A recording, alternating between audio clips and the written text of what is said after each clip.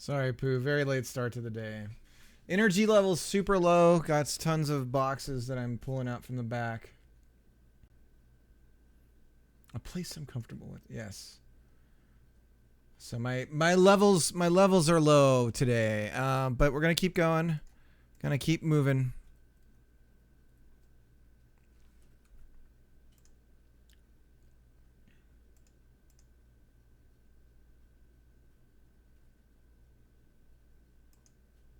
How you doing?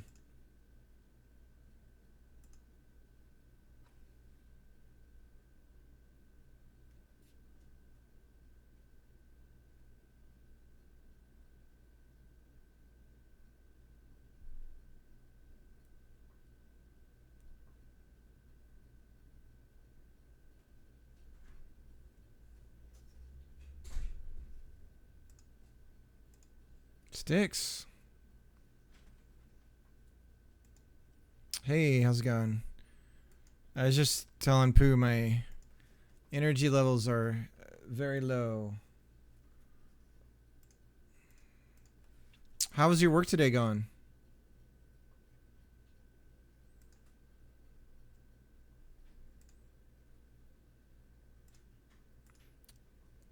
You guys hear about that Unity update?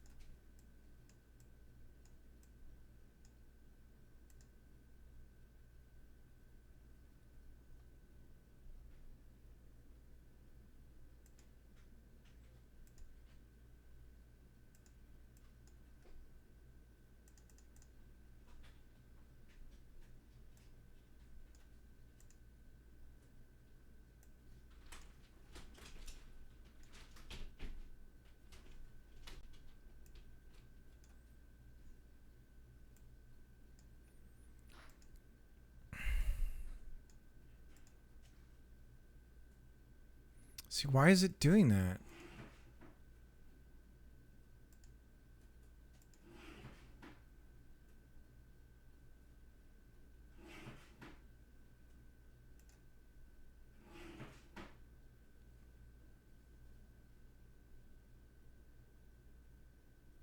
As for work, got a task to improve someone's work, but I have never worked with asyncs. Yeah, I suppose that can mean a number of things depending on where it's at. Like I know in C# land, an async is like another thread to an external system. So for its web stuff. Yeah. You get it figured out.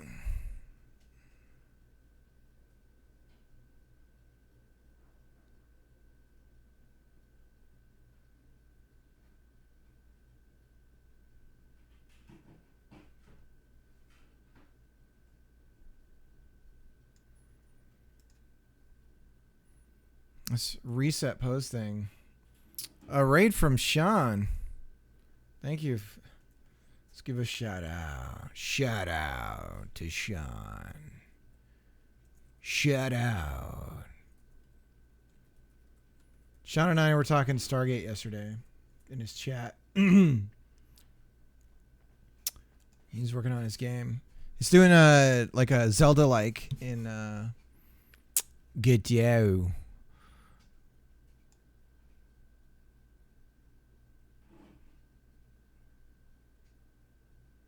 Sticks is here again. I know, I'm still doing that. It's getting bigger and bigger. I don't know why this damn reset pose keeps firing off. Wish I could give you 2 views. Yeah, so we've got like this is like the walk cycle. Again, though, it's like weirdly hitting the reset, even though I told this particular animation not to use the reset pose. So like now if I start it there, it doesn't happen. So I don't know what that's about. And then we got our bump, which we're working towards. We stopped this the last time we were doing animation. So since we're using the skeleton system, we should be able to connect two different animations together and have them tween real cleanly. We're going with the chibi style character look. Now this is just like a bone. Like this is not meant to be like what it's actually going to look like. And it reminds me I do need to update the bones so that the colors are more accurate for what we're doing. So let me get that going really quick.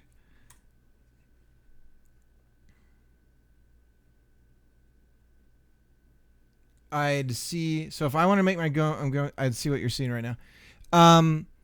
So the idea here is that the streamer need only provide art for the character like one time. What just happened? What did I do? Oh, there we go. Yeah.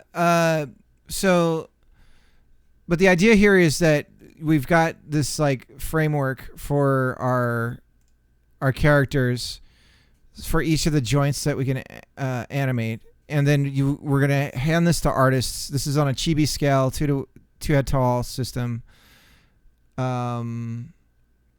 Right, animations are included out of the box. So essentially, all you need to do is create a 3/4 view character. So somebody who's facing, just about like this, and give what the upper arm, lower arm looks like for both sides, the chest, and the upper and lower leg. Eventually, I could imagine custom animations. For now, we're just going to provide a bunch of verbs that they can use. But the Lua stuff is coming later. So that is something I want to do. The plan right now is to simply get to avatars walking around on the screen using this system. So we're going to have just like a bunch of really neat idle animation stuff like this. And the great thing about this is this animation itself, this one, only took about like an hour of my time to create. So the nice thing is like pumping out new animations for this should be really simple. I've got just random music on, so I need to switch that out so you can do that. Give me a second here.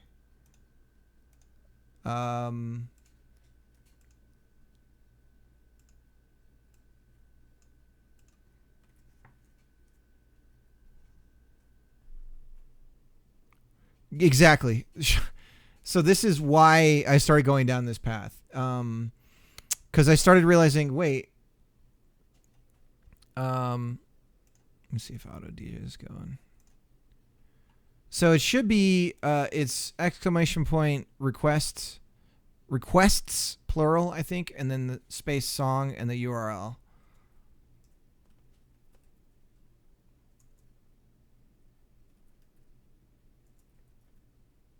I want to say, I can't remember. Let me see if I can find the command.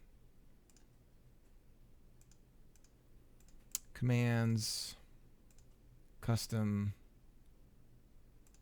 My front light is busted right now, so I'm a little darker than normal.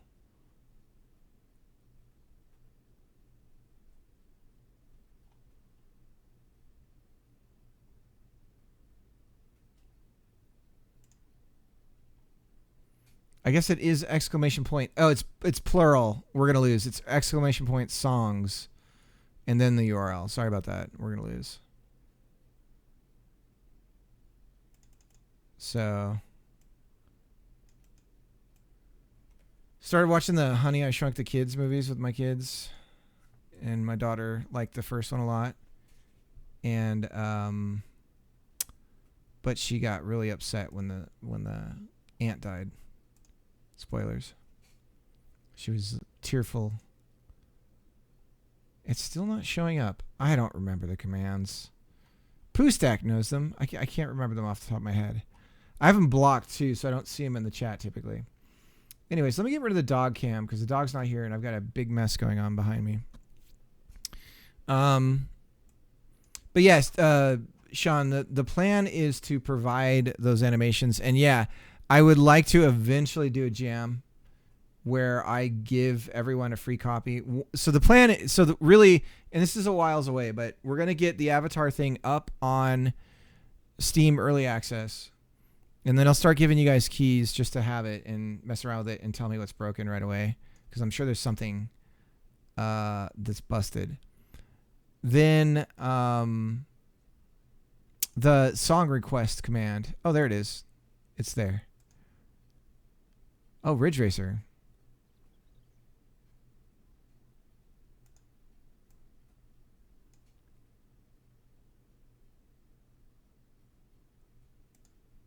Hell yeah, that'd be cool. But yeah, so then we're gonna get the fine tune the volleyball thing. Then we're going to start to modularize everything into support for Lua. And that's when I'll say, let's make some games. And I'll host a game jam.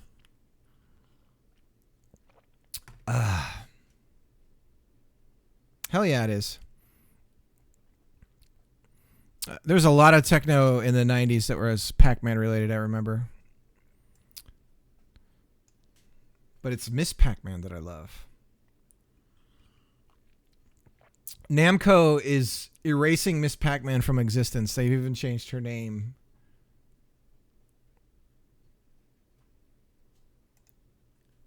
Man, I don't know why I sound so low. Is there a setting or something that we need to change with the audio stuff, Pooh?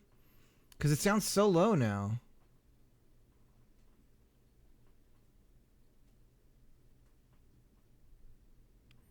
All right, let's try and get this going.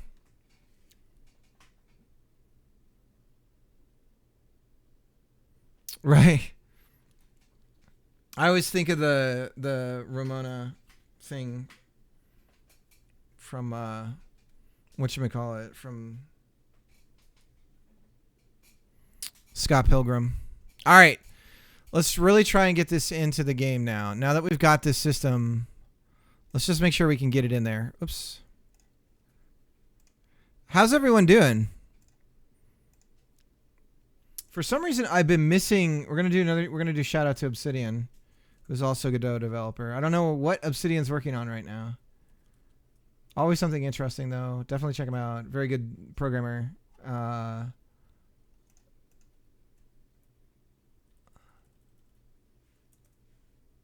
And why won't it let me shout out? What am I getting wrong? Oh, I got an I before the S for some reason. Oh, that's awesome.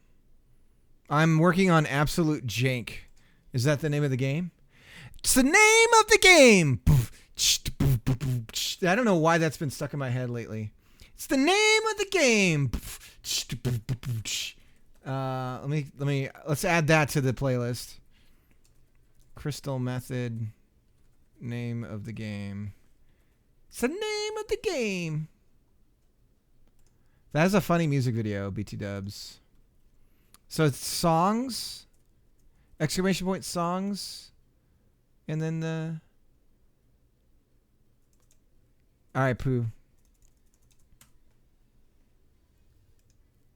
Songs request. Okay. Roger that. Weird. Seems redundant or like doesn't. There we go.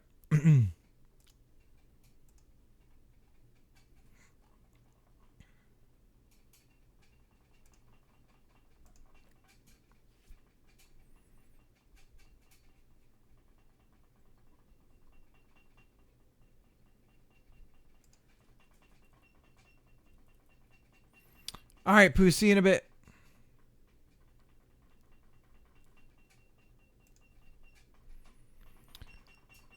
Okay, so let me get the colors on this right. I'm trying to remember. There was somebody who was asking me about. It was in the Discord. Give me a second here. I'm going to check the Discord really quick. Let me go over here.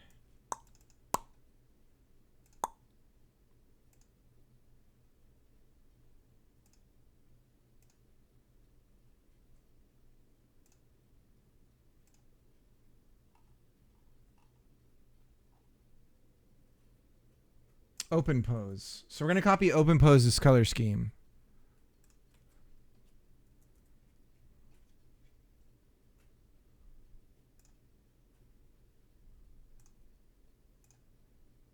Frozen, how's it going?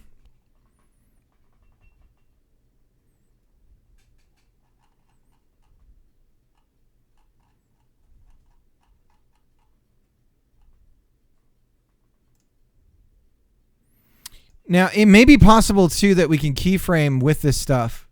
So we might be able to do the animations by motion capture. Wouldn't that be cool? Hell yeah.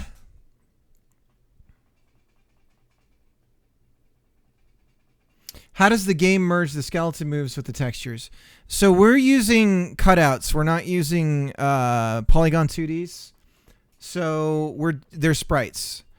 And so basically it just composes each element of the sprite. So like the actual export of the image is a square with the corresponding area of wherever the thing is, because we need to allow for different sizes and stuff. So that's the name of the game. The only thing we care about is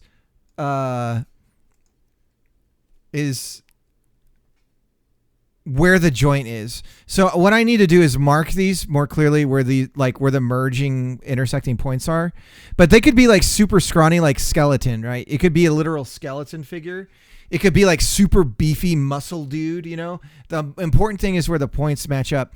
The other thing we have to provide for the artist is the ability to set the ordering of the sprites. Because if you think about it, if you have something that hangs over like a skirt, or if you have something that goes above the knee like a boot, then you need to be able to set the ordering of the sprite. So where the hinge point is, or the joint is, the right thing is on top, right? So we have to provide a way for the artist to be able to delineate that. We may end up creating a separate tool that allows the artist to create their artwork and test the animations and everything like that, and then basically provide an exported version of it that this app will be able to intake, that includes like a JSON of all that stuff, right? But that's like future Matt problem. So what I want to do right now, though, is match the ordering of the color scheme that OpenPose uses for the different points of the joints.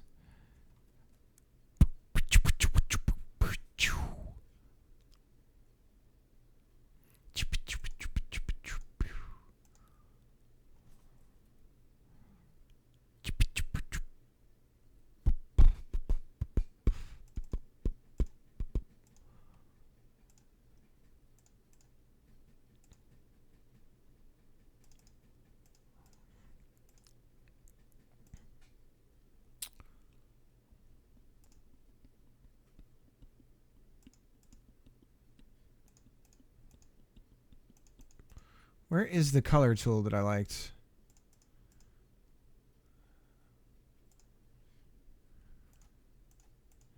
There's some way to show.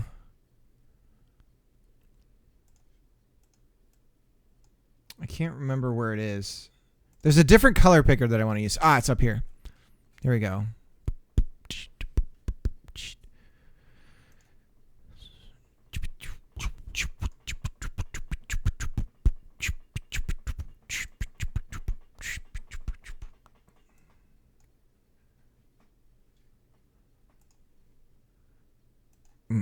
Do do do do do do.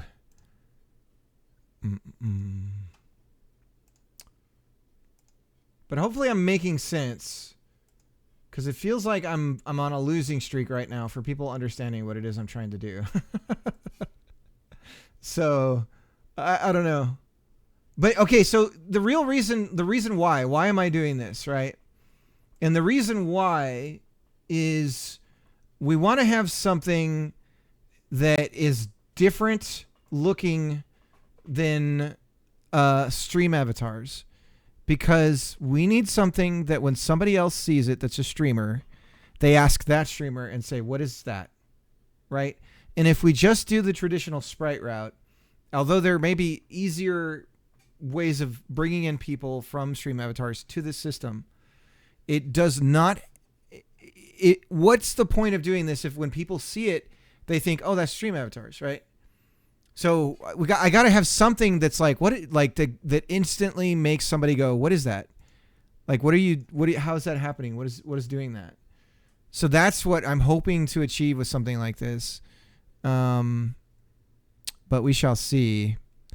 So there's like a green and the blues happen here. So what is the wheel? So this is totally different. Oranges and yellows. Why are the color highlighting so different on? Then the red is in the middle. So the chest is red. Okay. And so the other reason, so why chibi art, right? Why did I choose that? And the reason is pretty simple, because of hormones. What am I talking about? Sticks knows. My thinking is that we want to attract a female streamer to use this. Because I don't know if you guys have noticed the math on this, but if you get a girl streaming the same thing as a dude, she somehow has way more viewers. It's a mystery as to why. No one really knows. So we need to use that fact to our advantage. All right, so we're going to do...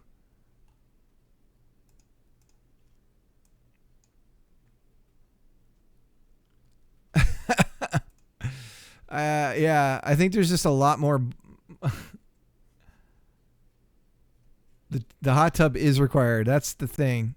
So my thinking is, if the audience is larger for that group of people, then that's where we go. That is where we need to head.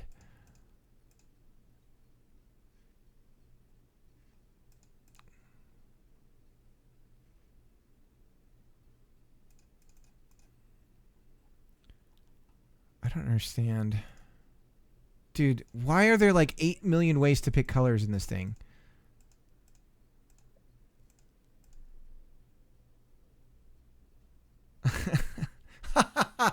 Pooh.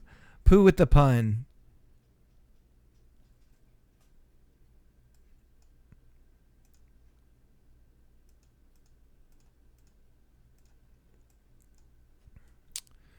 But my wife and I both agree that the second Shrunk Kids Shrinking movie is the best one. And then we go to the lighter greens.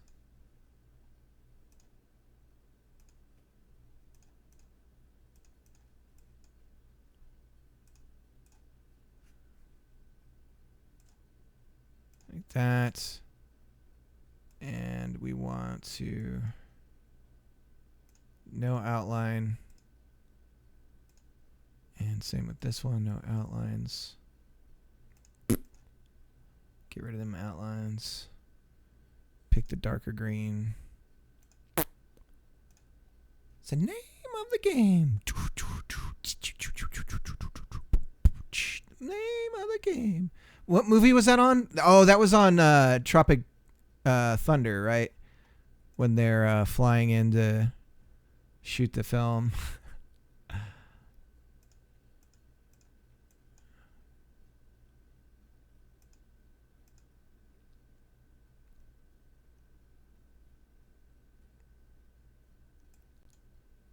A do do dee do ba do boo boo doo doo. It's the name of the game. The more ways of picking the colors, the better the app is. Gotcha. Yeah, so, you know, there's some logic behind what I'm doing, I hope. My only major concern, which I've been alleviated this concern by Mariano. Mariano, shout out to Mariano. Mariano, RG Ruth Gator Binsberg. That's the way I remember it because it's RGB. Is it Mariano? Yeah, Mariano RGB. There we go. Mariano's working on an NES emulator in GD script, and it's working right now. Frame rate leaves a lot to be desired, but as he's explained very well, we're dealing with layers upon layers upon layers of stacks that are contributing to it taking a while. So he's working on performance right now, and excited to see where that is going. Okay, so we're gonna go with the green.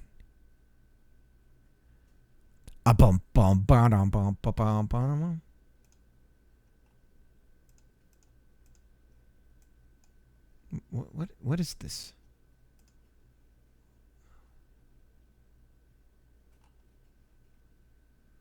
Hey! Yay! Hey!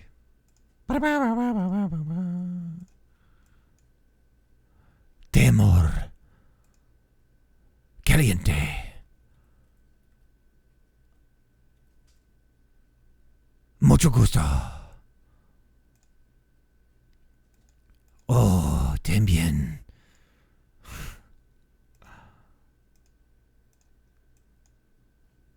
¿Cómo está? ¿Dónde? Mi amor.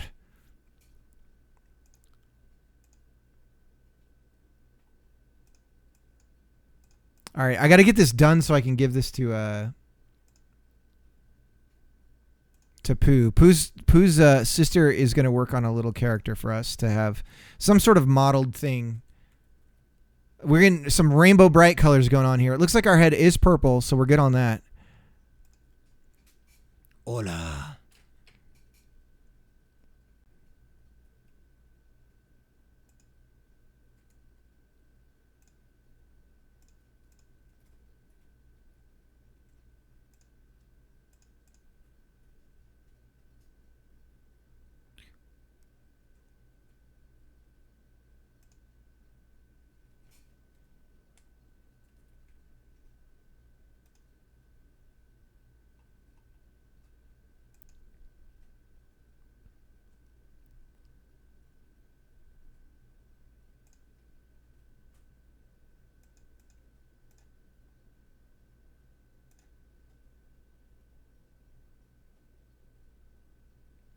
Dude, let's start throwing on. That reminds me so much of the soundtrack to Guacamelee, which, if you guys haven't played Guacamelee, it's a beat 'em up Metroidvania.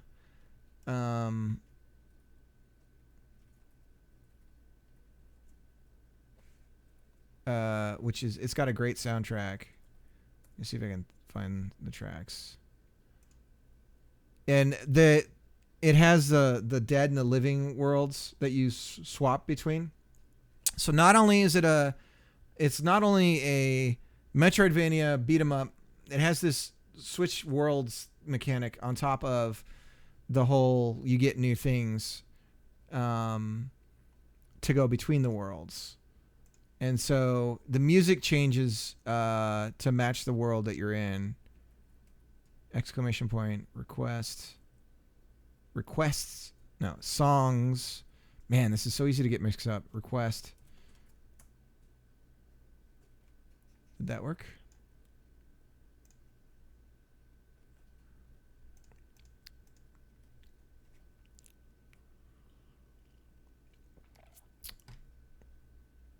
But the land of the dead is like this sort of chilling echoes of the horns and everything going on. So it's like the ghosts of everything. It's really cool. It's good stuff.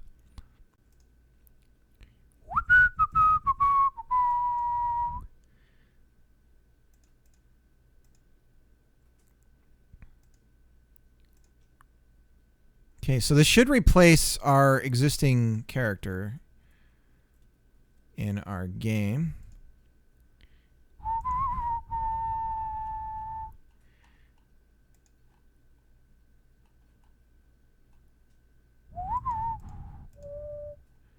Ah, crap. I put it in the wrong spots.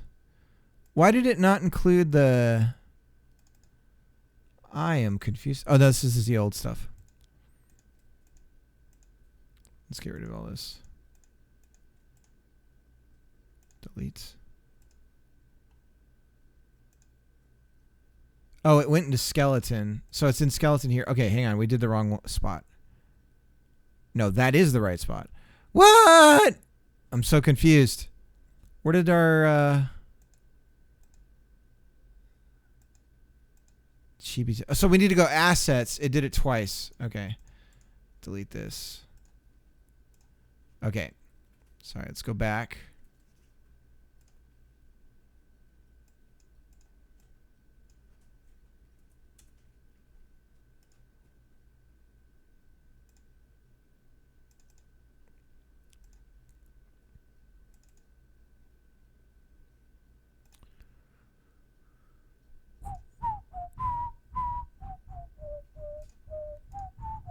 There we go. Okay. So now we got the new skeleton. So each joint has a unique color. So when we're animating, for some reason, again, the reset pose keeps firing when we have the animations loop. I'm not sure why. So I don't know what's going on there. Okay, but now things read much better. So if we're in here, if we're in a walk pose, and then we move to bump, see, it screws it up. But it will tween the joint movements to that other animation. This was something that was explained to me by Mariano as well. So it pays to have Godot developers in the chat. By the way, have you guys seen what's going on in the world of Unity? I don't quite understand all of it. I just know that the threshold for having to pay per install is increasing, which is really going to... the adoption rate of Unity may fall off a cliff because when you're talking about small devs, right now it's 200,000, right? If you make 200,000 in a year, which God bless you if you can do that. But the concern is, well, what about all my priors, right? Because it's on, I believe it's on a per project basis, which is like where it's like a little worrying.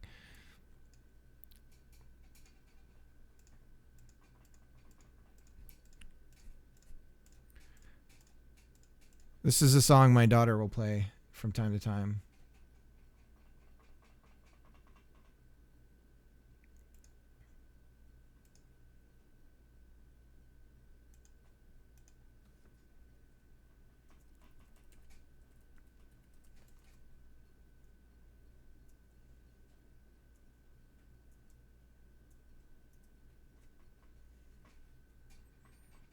All right, so let's try and get... we got to do some work to get this over into the to the game. So we got to look at our code now. Oh God, it's been like what, a week and a half.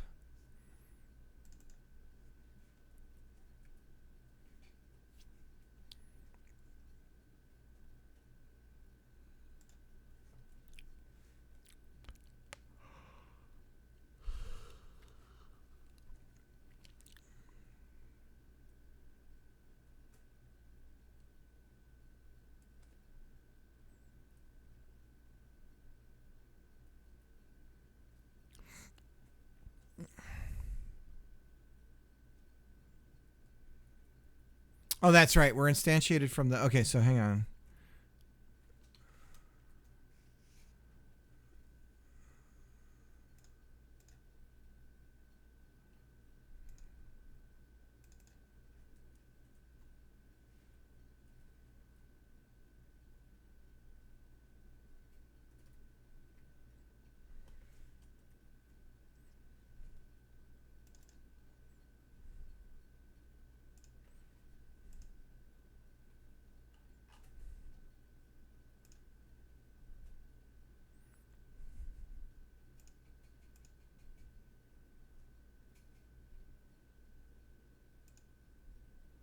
So if we just change, okay, so we're using animation player by name. So all we really need to do is throw in display name and the timer. We're not manipulating sprite directly. So animation player, so we just need animation player to be...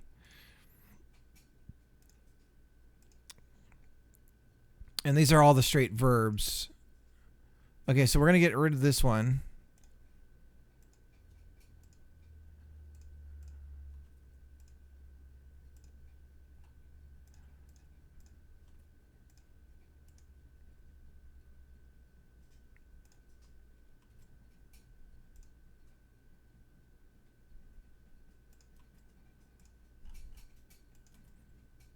Okay, so there's the timer. Man, this song's so raw. Good Lord. All right, so again, we're dealing with scales here that I think we might need to shrink some things down. Luckily, because we're using skeletons, we're basing everything off of...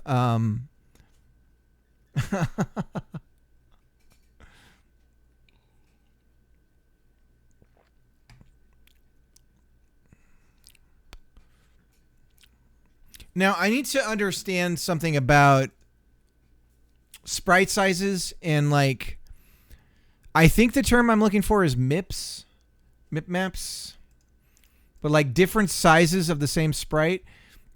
And how do I make sure that if we scale the character down this small, that we only grab some version of the sprite that's to that scale, right? I don't know how to do any of that.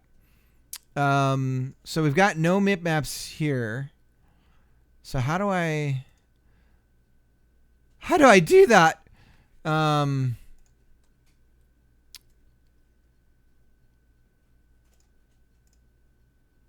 really think we could use one of these animation capture systems. Yesterday, Codex gave a recommendation for that. So I'm going to give a shout out to Codex here. And Codex he's got like 8 million channels. I don't know why he has so many channels, but he's got like 10 million channels. One of them he does development on. Another one he's like baking with his wife. Just some wholesome stuff.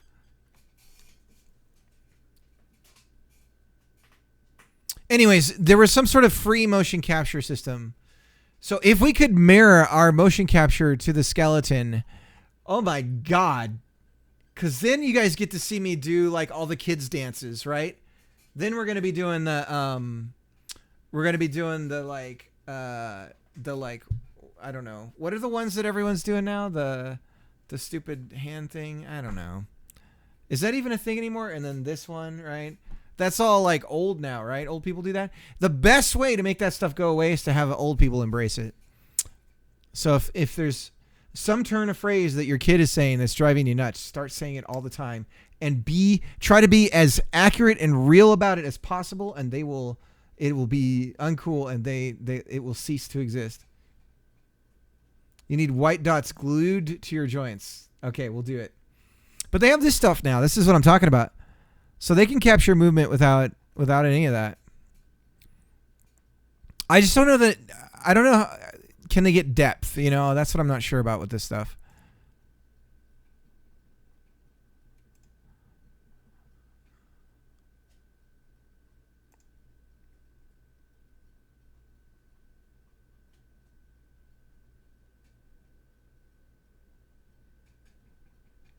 So we could steal, right? We could find a video of somebody doing a dance, and then I guess we could message them and be like, hey, could I use this video for a motion capture for the game or something? And I guess they could say yes or no. So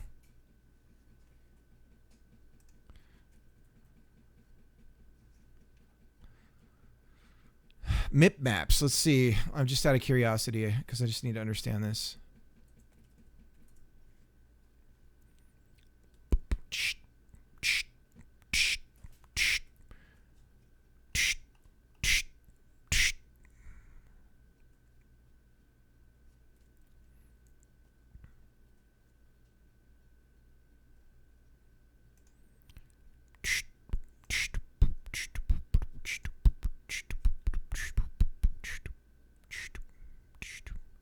So we're doing anything with sprite in here.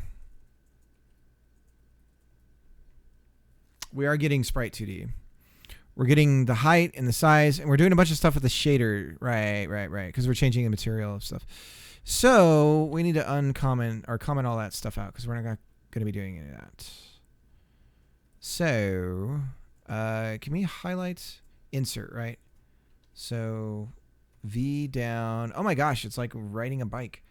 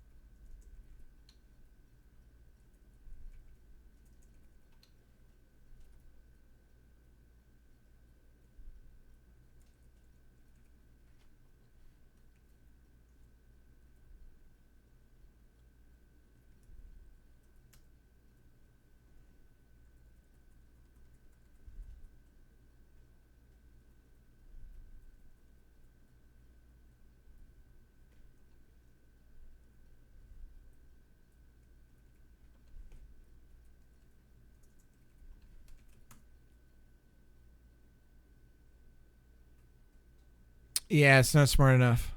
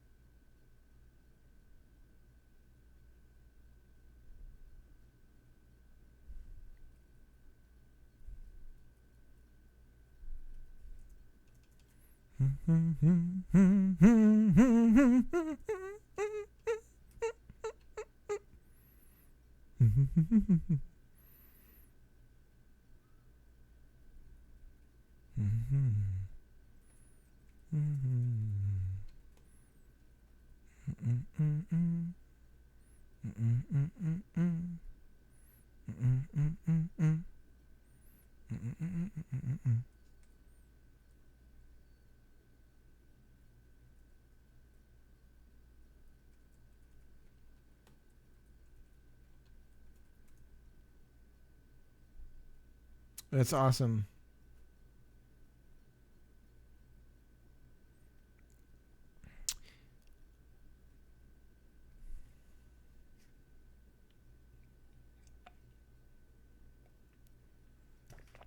Let me get rid of the doggo cam. Doggo's not allowed in here today, unfortunately.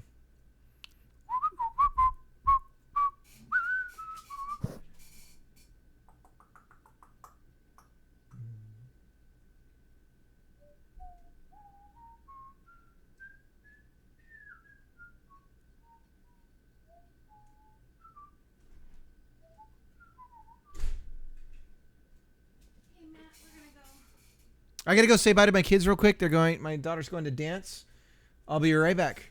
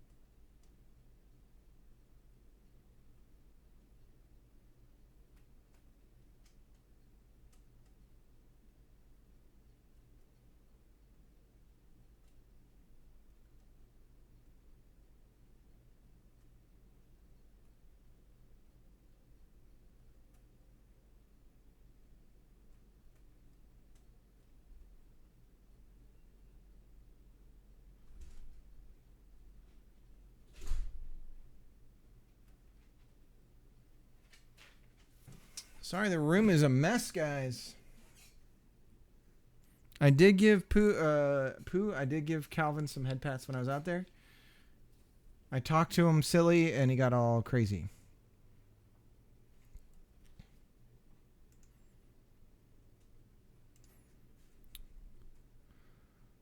How's everybody doing? Does anybody have any new games to show me? Does anybody have anything they worked on that got published on itch or Steam or anything? Give it to me. Give it to me. Give it to me. Give it to me. Bum bum bum bum.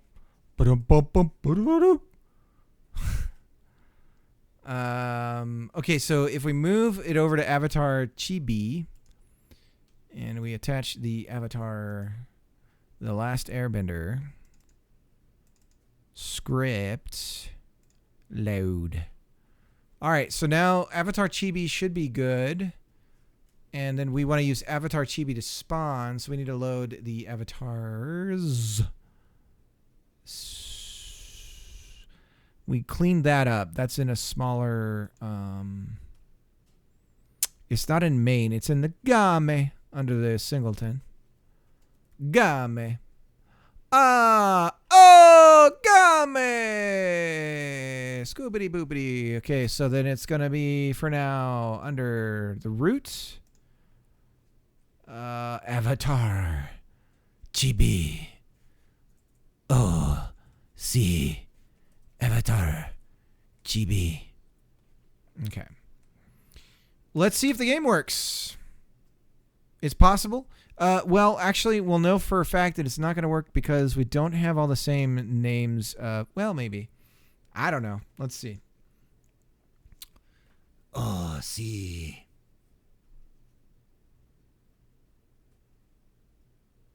Whoa! Okay. This is a good sign. They're floating in space. They're moving around. Okay. So, we're in test mode. Let's turn that off because that's screwing some things up.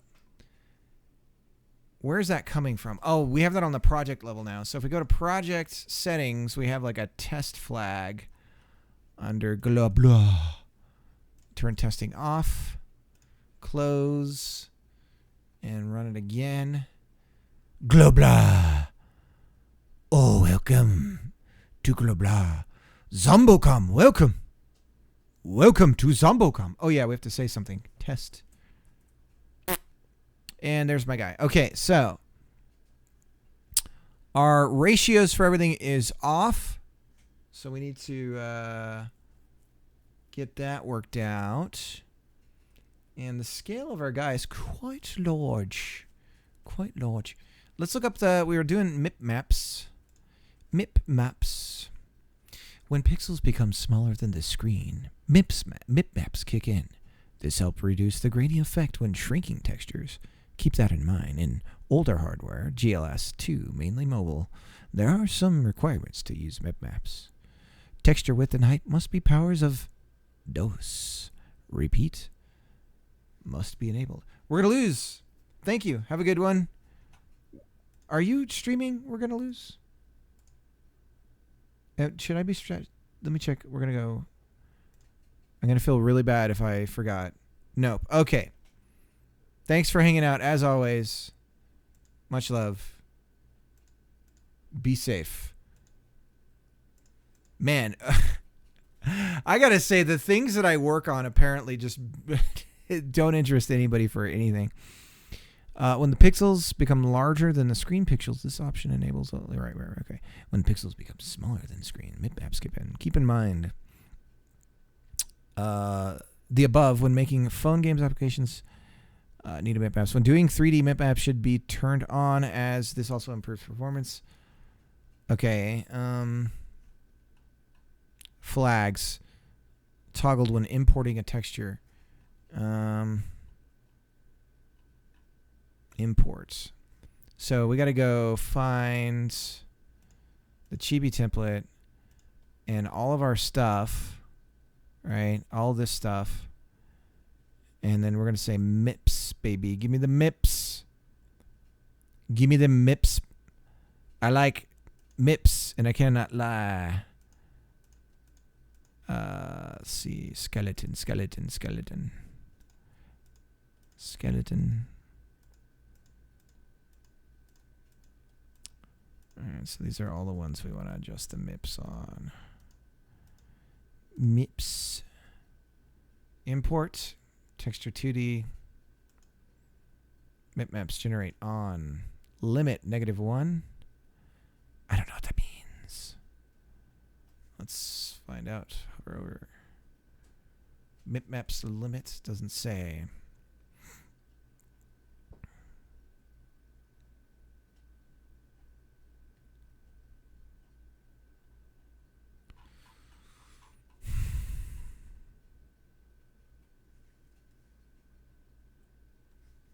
It just doesn't say. So now if we go to one of these images, let's just go to this. 10 mipmaps. Okay. So the question becomes about the scale of things and how big should this actually be. That I do not know, my friends. That I do not know. Let's see about the skeleton. Can we scale the skeleton? Rotation scale. We can. So if we do like a 0.5 and then 0.25, that's more closer to where we were, I believe. And a thing called love. Let's save this. And let's do divided by 2 on that. 1.25. That's more like where we were. Let's run it. And do a test message. Okay, so we got our little dude. Hello. He's teensy tiny. I'm teensy tiny. That's right, you are. You're a teensy tiny little lad, aren't you? Yes, I am. I'm floating. Why am I floating? I don't know. Oh, it's because I'm walking. That's right. It's because you're walking. Animation player. Debugger has a lot of errors. That's wonderful. Why do we have so many errors? Failed setting track frame. Idle. We don't have an idle animation. Let's build one, baby. Do do do do do ba do ba do ba do boo ba do ba do boo boop ba do boop boop boop ba do boop boo. Bump bump bump. What happened to our rest animation? Why are we cheering in the sky? What the hell?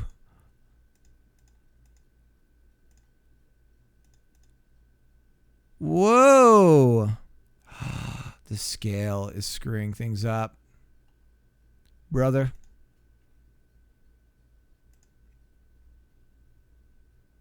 Oh, shit.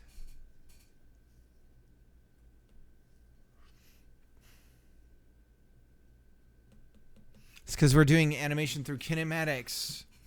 And it's they're moving to points in space.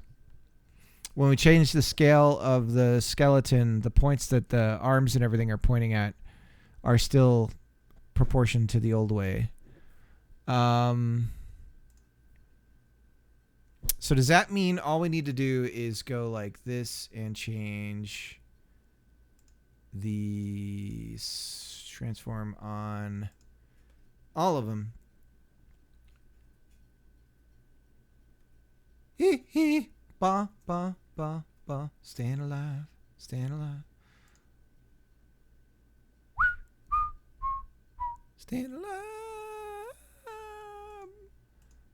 Boom, boom, boom. No, because the position is the same. Bo bo bo bo bo bo bo bo. You can do bo bo bo ba da ba bo ba ba ba. Boom boom boom boom boom.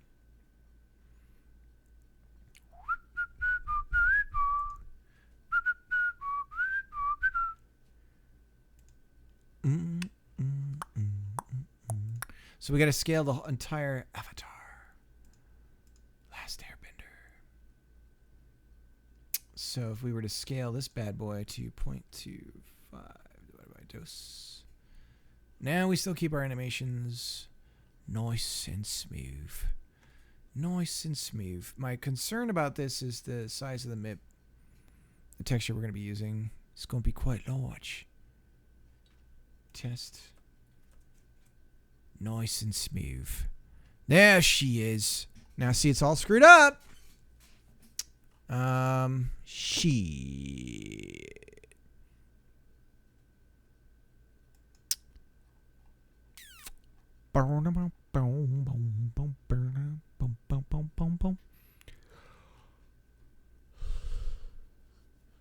Let's see if I do. Let's create a sub resource here. So if I go like this, and I add another node, dos d, node dos d, and then I move all the skeleton stuff in there. Is it going to break? Negative. Okay, so we're not broken. Then we say we scale that, right? So now if we, and then we scale this, and we go,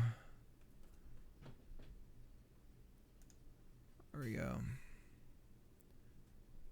All right, so now we got our little dude. Save.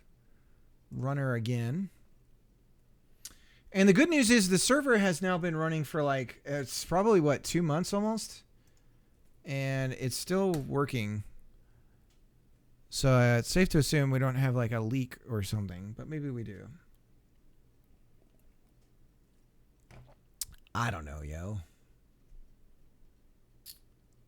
Okay, so we're moving around. We just need to... So that's interesting that it didn't trigger the walk animation.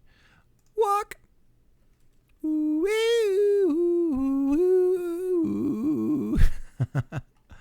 Walk like a man. Is that... you guys like that music? Damn, that was good.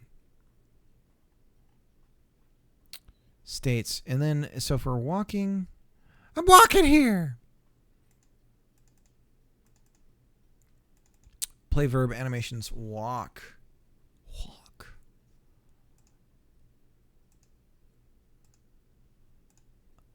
Two mice fall into cream. Ido walk. Check if the property exists to the type of the key is valid. Animation walk at node.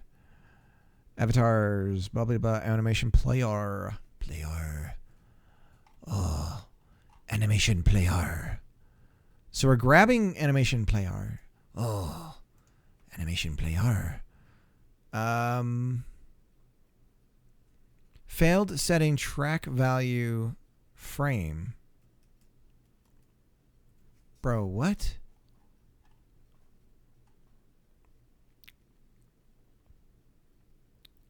Animation player is a type which is not valid in the given...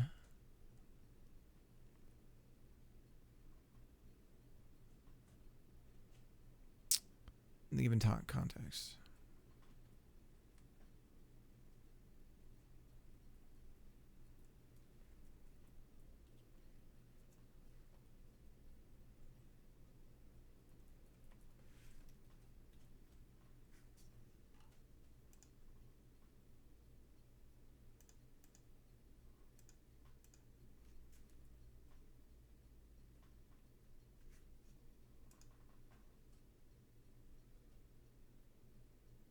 Walking.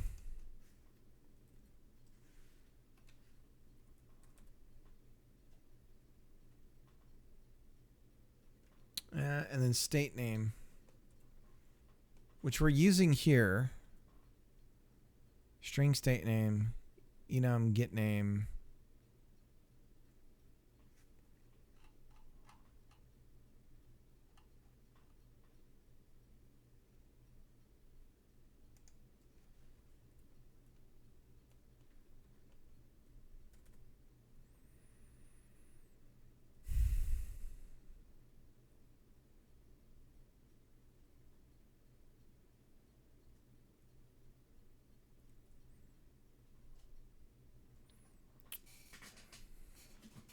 Animation player play get name, animation name. So right here we should be playing debug right line animation name. It's freeing when I know nobody's watching because I can just actually get to work. Animation player. Walk. So we've got a walk animation. We don't have an idle animation. Let's run this bad boy again.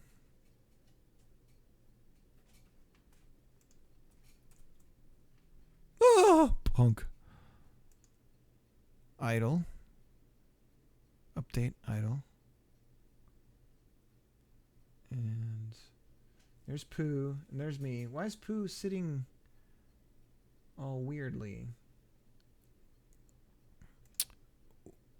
I'm there. Yes, you are.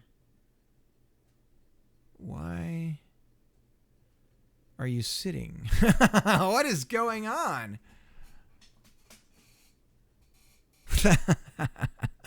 So many bugs.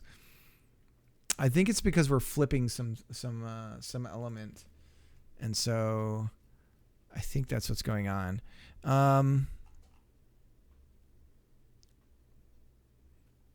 Apparently, well, not. Neither am I.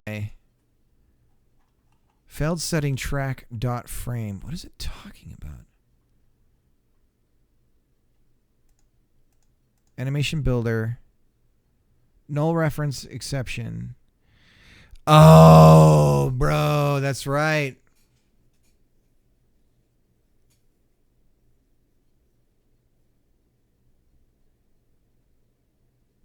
Okay, let's go over to the animation builder because I think that can actually go away now because we don't even need to do it.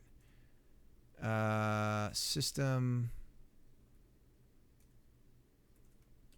So we've got these base animations that we need to have. Let's comment them out. Except for the... So, not to get all bummerish, but I was thinking about how some people get kind of upset that younger folks don't seem to care as much about, like, 9/11. And I was thinking about how that's actually kind of a good thing. Because what we don't want is a culture of, like, that won't let go of things. I'm not saying we need to forget, but that it's probably healthier that the next generation kind of doesn't care as much about those things so that we don't carry a torch that maybe would be better if we just kind of let it go. Because the problem with it always, in my mind, the problem was going to be how do we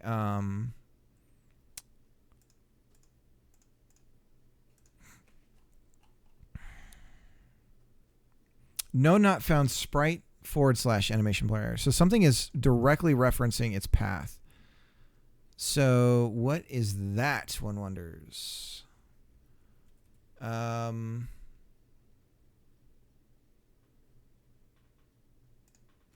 Sprite 2D texture. So animation, make default animations. That's right. This all goes away because if we do animations this way, we don't have to build out animations based on a sprite sheet. So actually a ton of this stuff goes away. So that's partly why we're all wonky in the first place. Okay.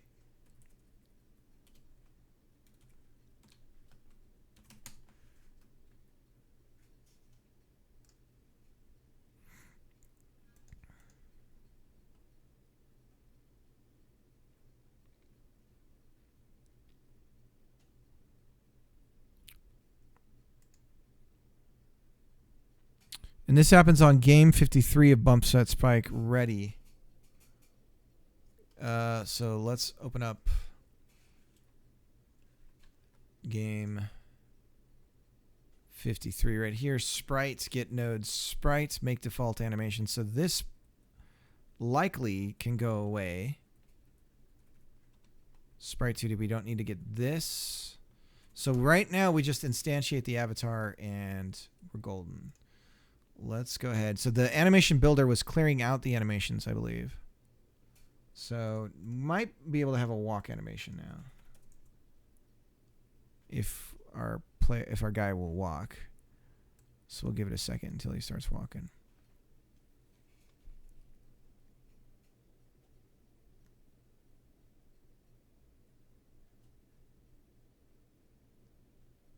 We're moving, but we're not walking. Okay. So same deal. Tons of errors. Piping out. Piping hot. Piping hot errors. Boom. First frame. Failed setting track value frame.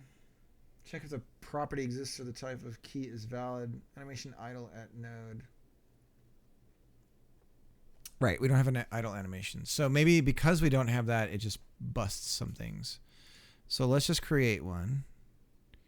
Animation new, idle. I do. Save. And refresh. Test again. Okay, so the debugger is not crapping its bed as much. Oh, never mind. It is again.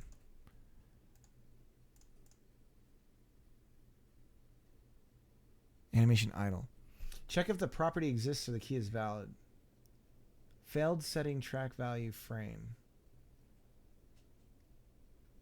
I don't know what's triggering that.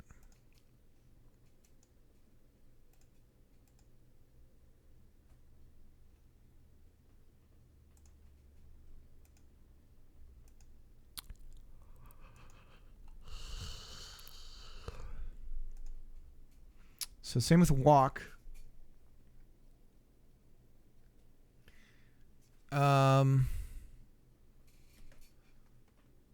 Let's look at the scene tree when it's running. Oops, a little early. Okay, so there's our guy, and we'll go to the scene tree as it's built. There's our avatars. There's us, and we're trying to run walk.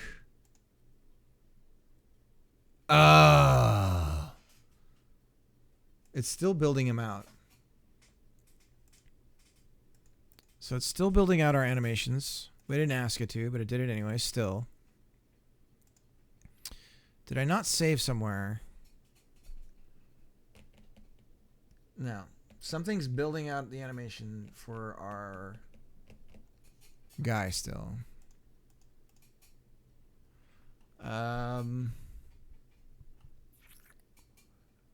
Animation player. Let's see what we got there. And this really has no need to exist except for we use it for play verb. Okay.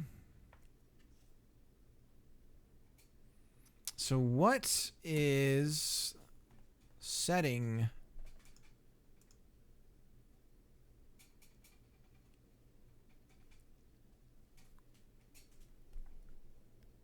What is setting this? Well, we've got the make default animations. Let's just comment all that out because this is definitely what's being fired, but I don't know what's calling it right now. So if we just comment this all out, it is expecting a return of an animation library. Well, if we comment it out, we should know right quick where our problem is, right?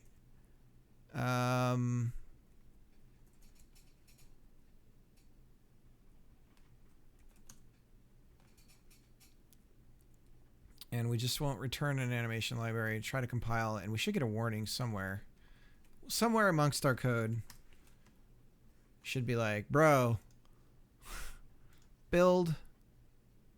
Here we go. Okay.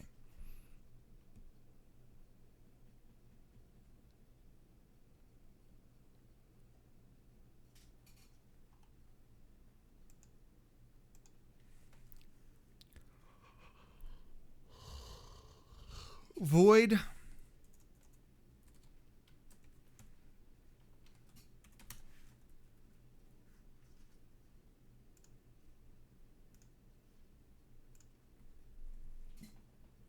No errors.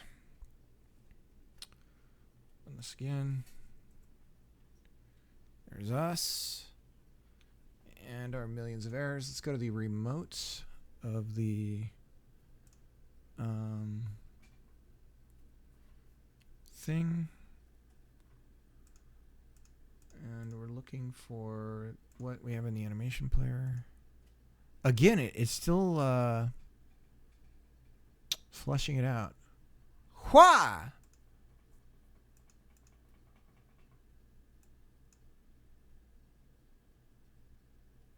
Are we hard loading some pre-made animation player and replacing it? Animation library. Here it is. So is this happening somewhere?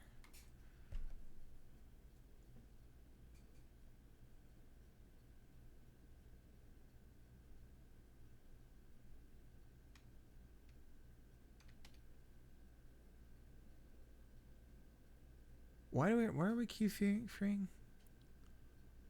I understand. We didn't add it to the instantiate as avatar. So this is definitely not where. That is happening. Message. Here we go. Avatar. We create one.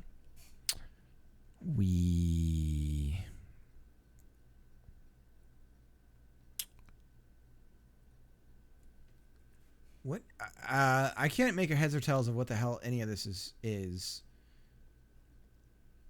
Default animation library resource is set as private.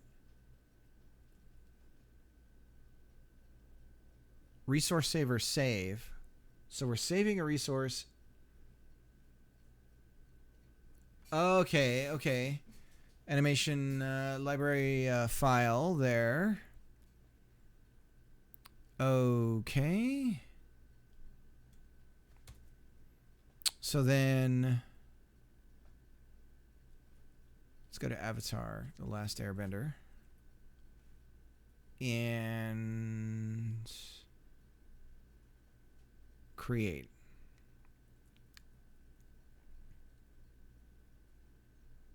Create and save.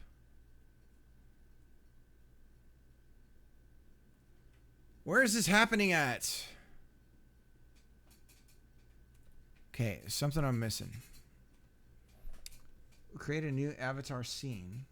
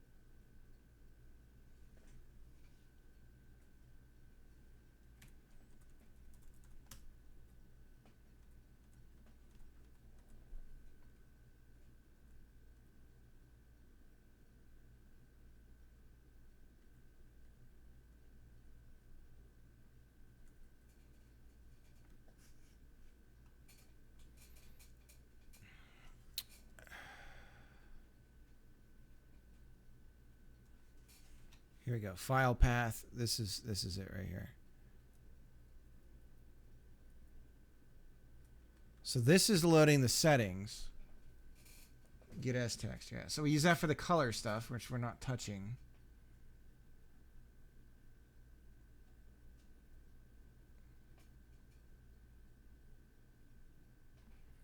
So why are we replacing still? So like if I go to the animations and I say walk, right, it's not going to do anything. So there's no animation to play. But we've got walk here. So animation player. What am I missing? He wonders. Main. Oh, you son of a bitch. Here it is.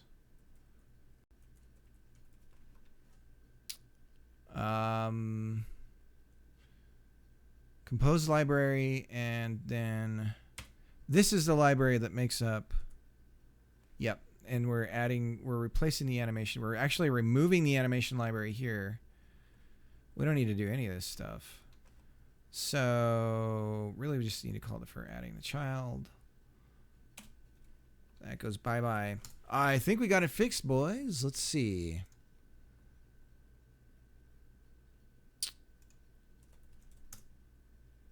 Okay, walk. We've got a walk animation. You can walk. Yeah! All right, let's get the position fixed. Oh my god. Hell yeah. Oh, sorry, Poop. Let me get an idle animation going here really quick. And then we're going to get the positioning of everything to be more in line with the screen layout. And we'll just let them chill out. And this is exciting. Okay. Unity imploded. Hear the news. You're like a Bible thumper. Read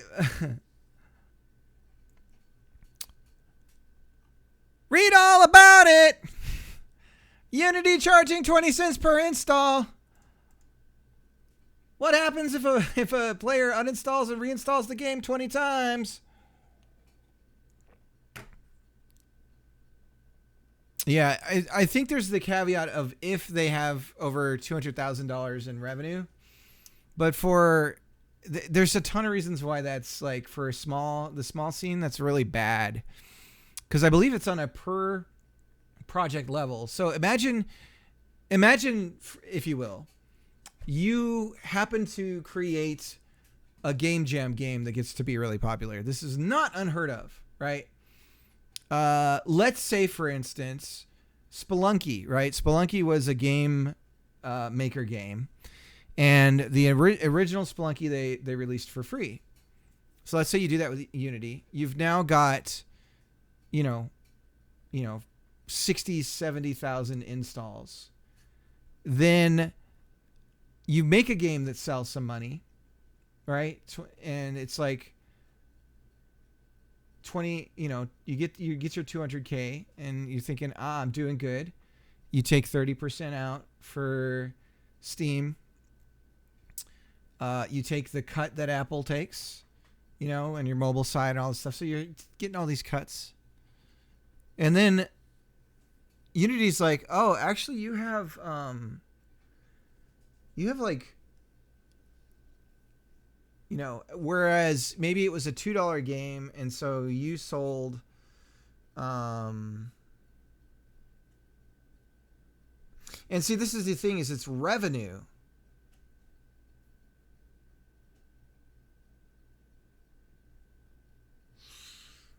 I don't know.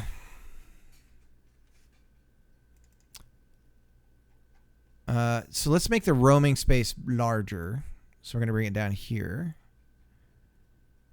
And we're going to say 1920 by 1080. So 1920. And the start position is 0. And we need to be a little bit larger. That's what she said. 1020 by 768. 768 divided by 8, was it?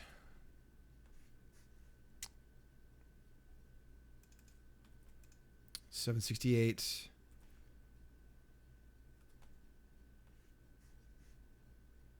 1024. 1920 by 1080. 1080. Sorry, 1080 divided by 8. 1080 divided by 8. And then 1080 subtracted by this number here. And there we are. Okay, so that's our roaming area. So that should be more realistic.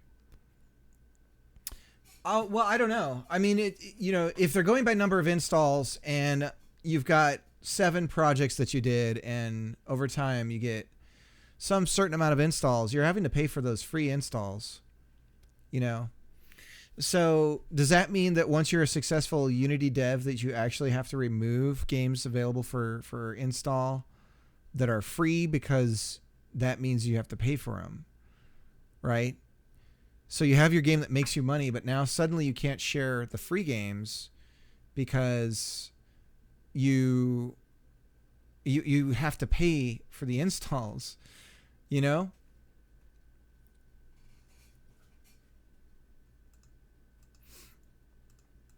But the thing, it's interesting. I was talking to Els about it, and he was like, for what you get out of it, having to pay that much money isn't that big a deal. And I get what he's saying, and I totally agree. However, I would say that these other systems are coming that are going to eat their lunch because they're able to do it for almost exclusively free. The problem, especially in the mobile scene. So that's where Unity is not a premium product in my mind. It makes getting in to the stores and everything way easier, right? But it is not a premium engine like Unreal is. And this is where the guy that's running the Unity scene, the CEO, he's treating it like it's a monetization platform and not a game engine. And the irony here is that he's treating, as gross as the mobile space is for the nickel and diming of the free games, right? That's essentially what's starting to happen to the engine itself, which is kind of ironic. It's interesting.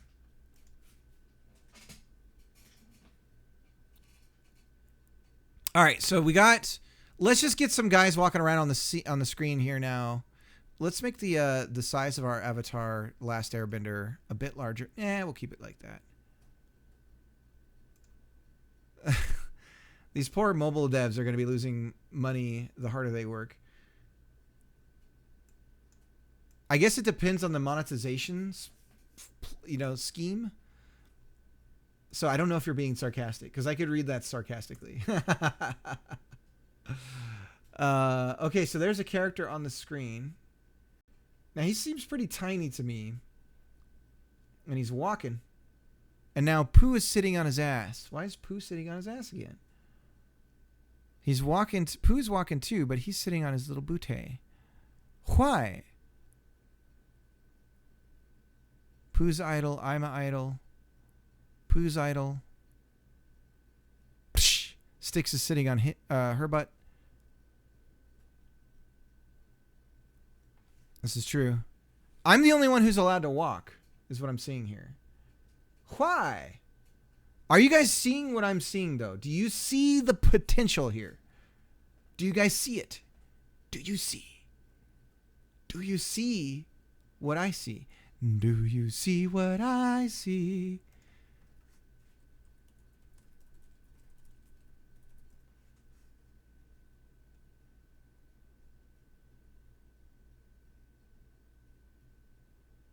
We got to do the Bing Crosby one. Copy link address. Requests. Song.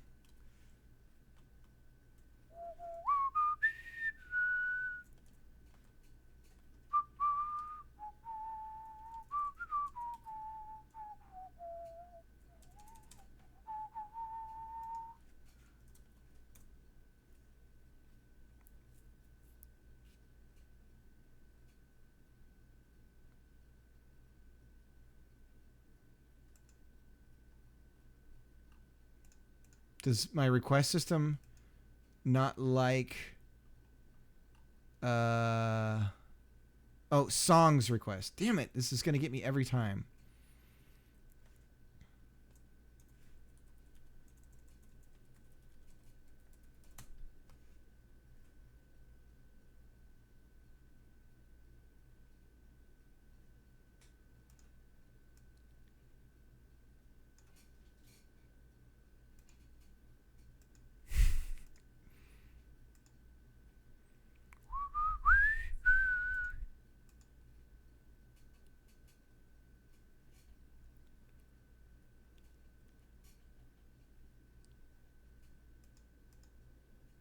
Let's try manually running Pooh's animations.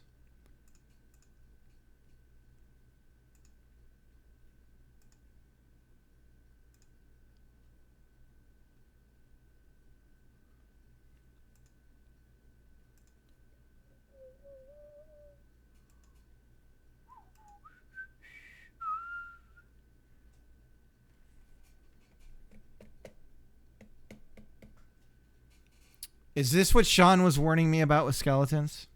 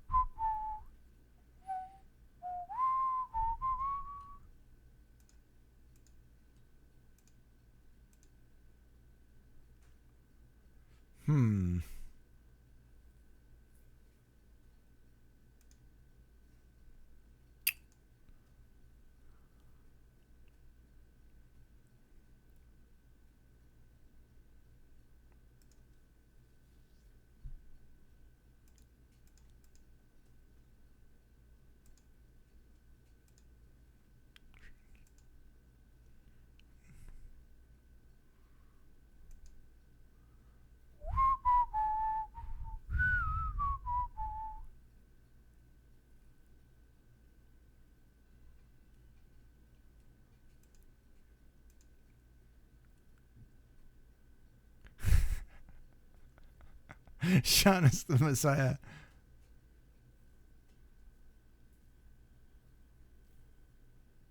Right, right.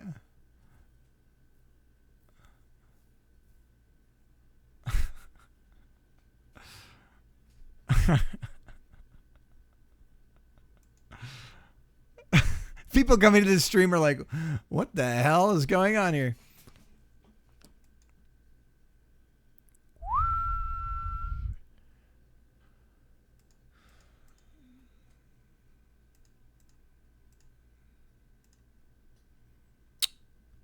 Do you see what I see? So is it the root node that's the problem, one wonders? Why? Tell me why. Shaunity. we need the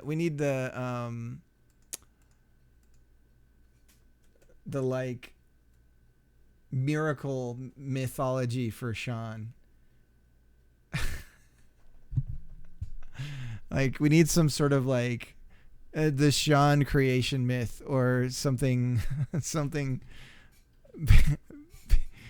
Gosh. All right, well listen. This is a bug that I'm worried this is going to turn into a thing. Let's just get that idle animation going so that we know what we would see if we had this working right.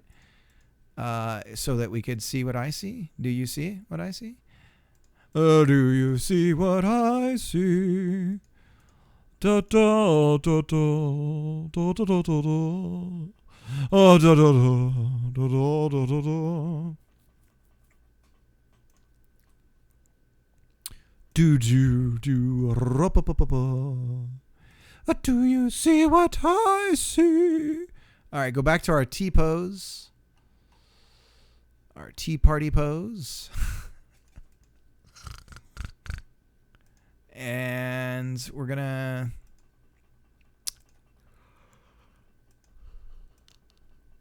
hey, put it back. There we go. And then we say Head and torso, knees and toes, knees and toes. Head and torso, knees and toes, knees and toes. And I guess we need to, whoa. There we go. Do do do do do. Do do do do do do do do do do. Show guides. No, we want to keep that. Show rulers. Oh, that's fine. Should we hide the skeletal frames? Harry Potter. You know, it's funny. And I can't unsee it. I pointed this out to my wife. Snape in the movies looks exactly like a family member. And ever since I pointed it out, I can't unsee it. And it's a female family member. That's the funniest part of it all. And it's actually striking how close Snape resembles this person. Okay, so this is a problem because we're snapping on grids, which might be good for keyframing, but I'd prefer it was a bit more loose. So that's grid snapping. Smart snapping's off. They're both off, and yet no half steps. So let's go back.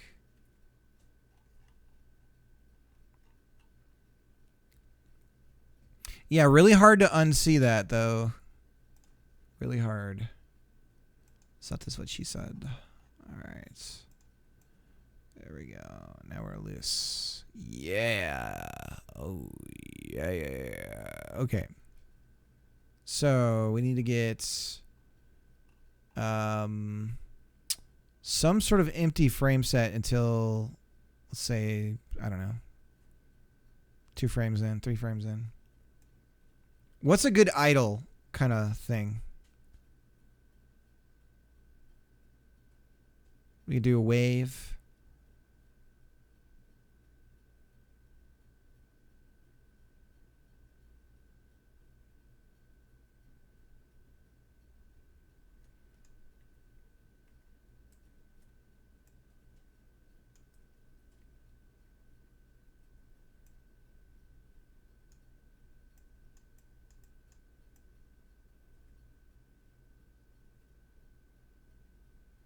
All right, we'll do what I did last time, which was the up and down of the torso. So if we start here and we keyframe all of this, the head, the bones, and we're going to do create reset track to negative. We don't want to reset track. Now we shouldn't snap. Okay, that's the key to all of this, is the not creating the reset track. Okay, so now all we need to do is go a couple of frames forward, and we're going to take the torso bone and bring it down.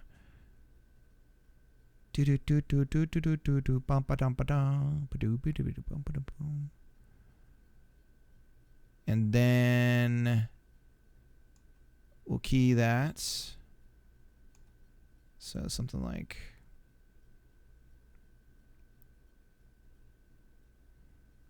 It doesn't have to be nuts that much. That's the crazy part, is it's actually pretty significant. And we'll key that. And then we'll go forward. Let's make this 16 long. So we'll go forward the equal amount. 16. 8. But we only did 5.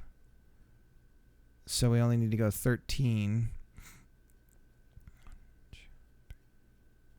So 13, and then we bring it back up. We key it up. Or do we even need to do that if we're going to loop? If we're looping, then we're going to loop on 5 frames. So right here, for 2 frames out from this one, and we'll loop it. Okay. So then we got to go through all these bad boys, and this is the part that sucks balls. Is we got to... On all of these, we got to set them all to capture. Capcom. Drint. How doth it go with you?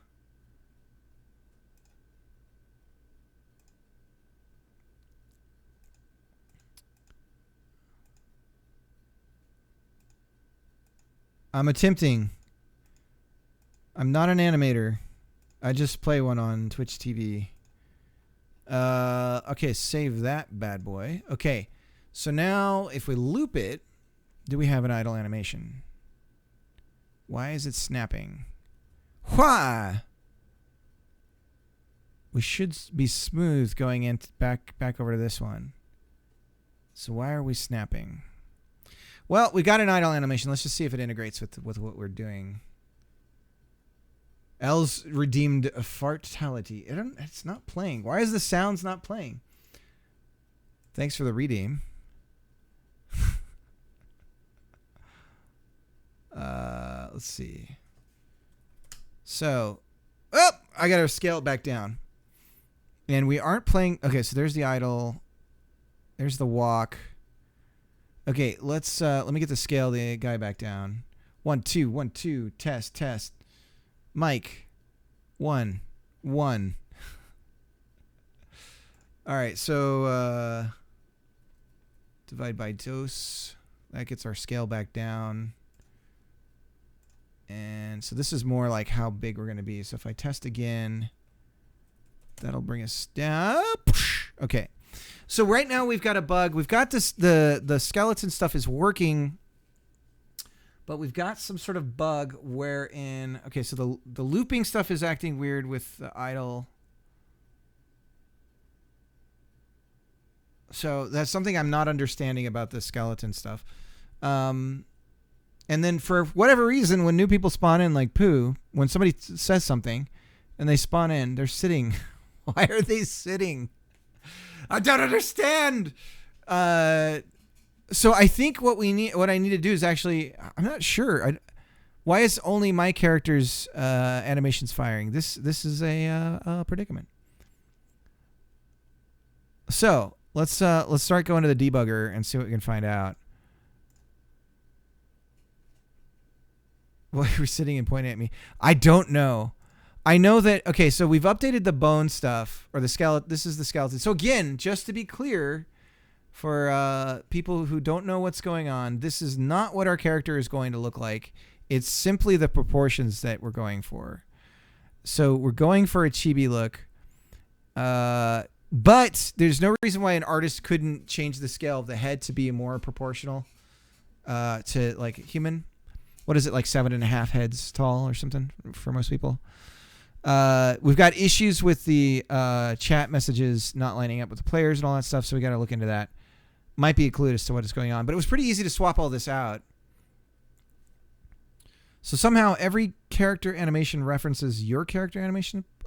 No, that's the thing that's confusing to me, is we've got on each instantiated character, so to speak, the avatar, they have their own local animation player, which is what we're calling to fire the animations off. At least that's what should be happening.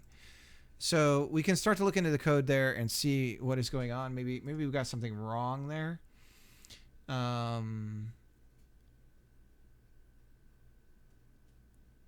So, but I think I stopped I stopped the chat stuff. I command myself to run. Go! Yeah, so we got the MIP mapping going. So we know how to scale the sprite imagery down. So that should help with performance. Does the animation player need to be local?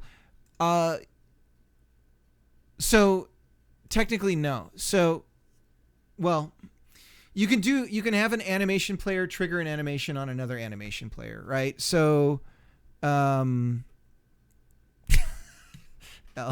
is trolling me. The other potential of this Els is to do mocap, because all the mocap stuff now, you don't even need suits. You can just like set up a camera. So it's possible we may be able to just grab video of people doing dance moves and stuff, and then translate them into the bones of this.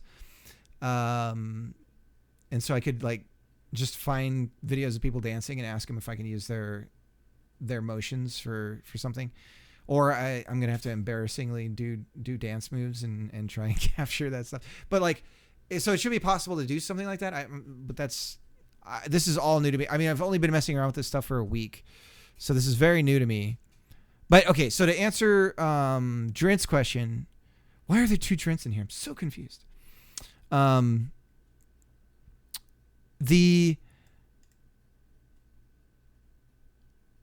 I'm trying to do is I'm going to have a list of verb animations, right? So there's going to be a growing list of, here's all the animations, right? And then you can have another animation player trigger those animations, right?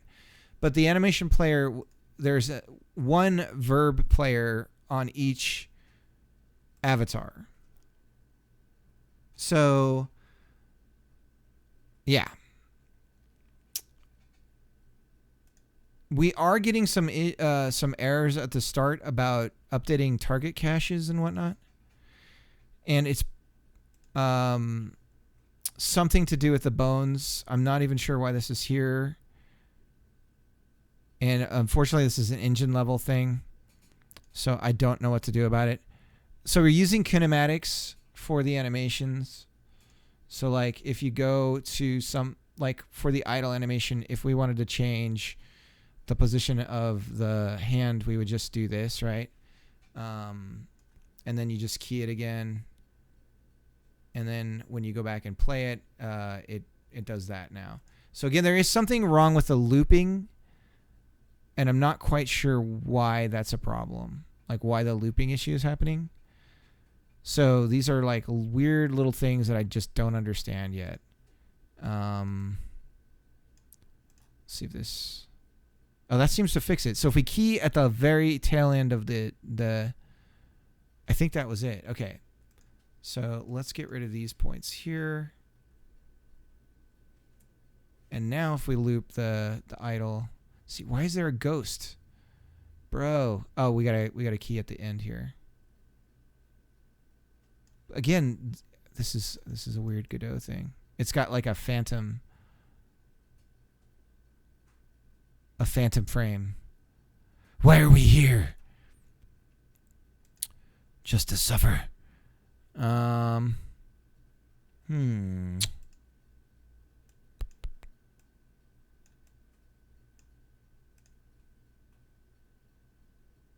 Okay, so that's more like it. So the hands could be doing something. This is like your typical Street Fighter idle.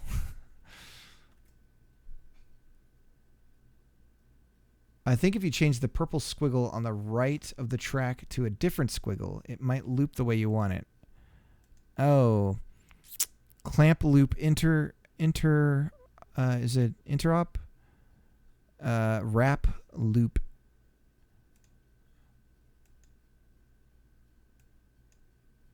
Let's see.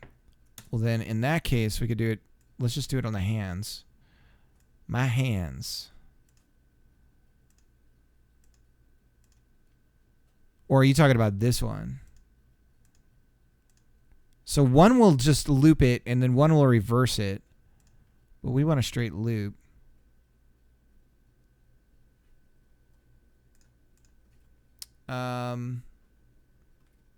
How's it going, Els? Did you just end your stream, Els? No, the one I changed. Oh, okay. So I guess we could go around to all of them and see if that does it.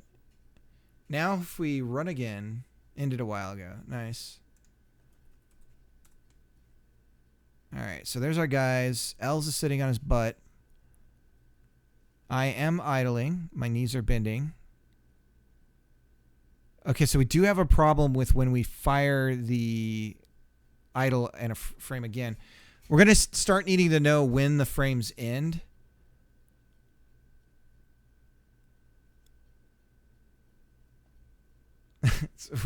Sit on butt. It's working as designed. I'm really excited about this because this didn't take a lot of work to get going. I am considering to show what this could possibly do. I have a couple of ideas. I like the idea of doing having a checkbox for the streamer to set it up so it supports like on twos animations, so that it looks like stop, like more of like the Spider-Man movie animation stuff. The other thing I was thinking is just to show that this is flexible. My daughter has these toys, Critters toys. And let me see if I can find them. Yeah, Calico Critters. They're called something else in Japan. They have a better name in Japan, I think. Because Calico is distinct to... It's like some proper name. Anyways, I was thinking about taking photographs of these from a 3/4 view, because the arms and the proportions are exactly the same. The Paw Patrol characters? Hell yeah. And it bounces like you'd want. So the wrap loop is the right one, so it might be an issue with the IK bone interpolation. Right. Is that Miffy? I don't know. That sounds like a dirty... Sounds like an act you perform in the boudoir. So...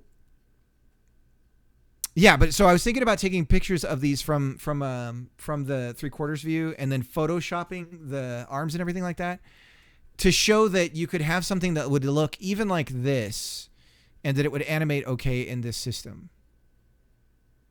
Oh, yeah. Yeah, for sure. It's in the Hello Kitty, like, it feels like it, doesn't it? Yeah, when you went on your trip, for some reason, YouTube is like, hey, want to see, what is it, Ikebara or whatever it's called? I don't even know what it's called. But it was like...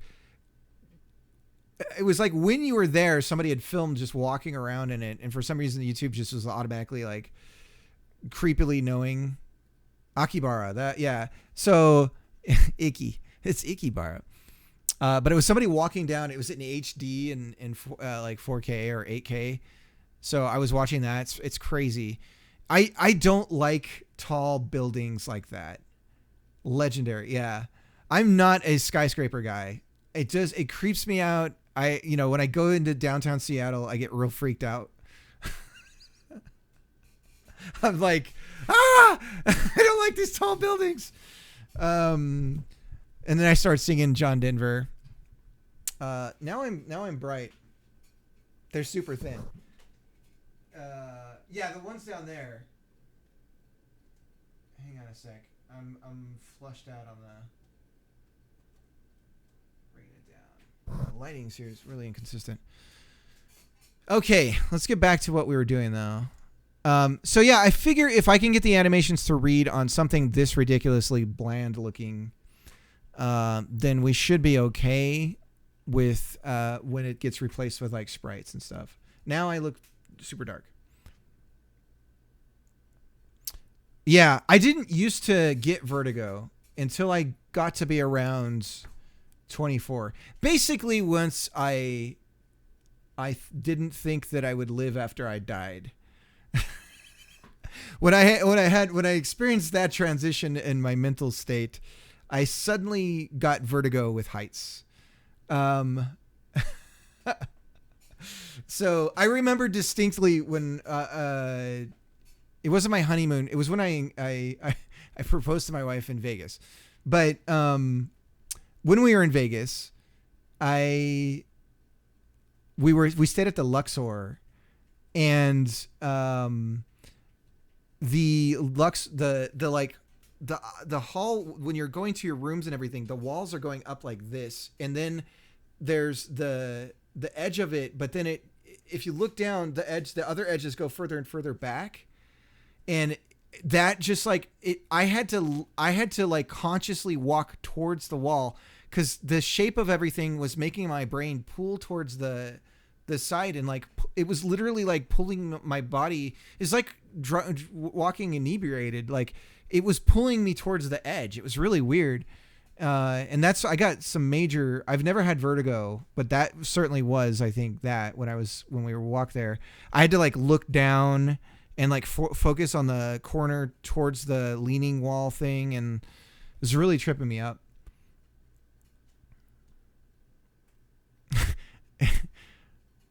Luxor. Yeah. That new ball thing in Vegas is crazy cool. So let's see if we can't figure out. So we got a couple of problems in front of us, but the biggest one is why the heck are the animations not firing on the other players? So let's open up VS Code so we can set some breakpoints here and figure out what's going on.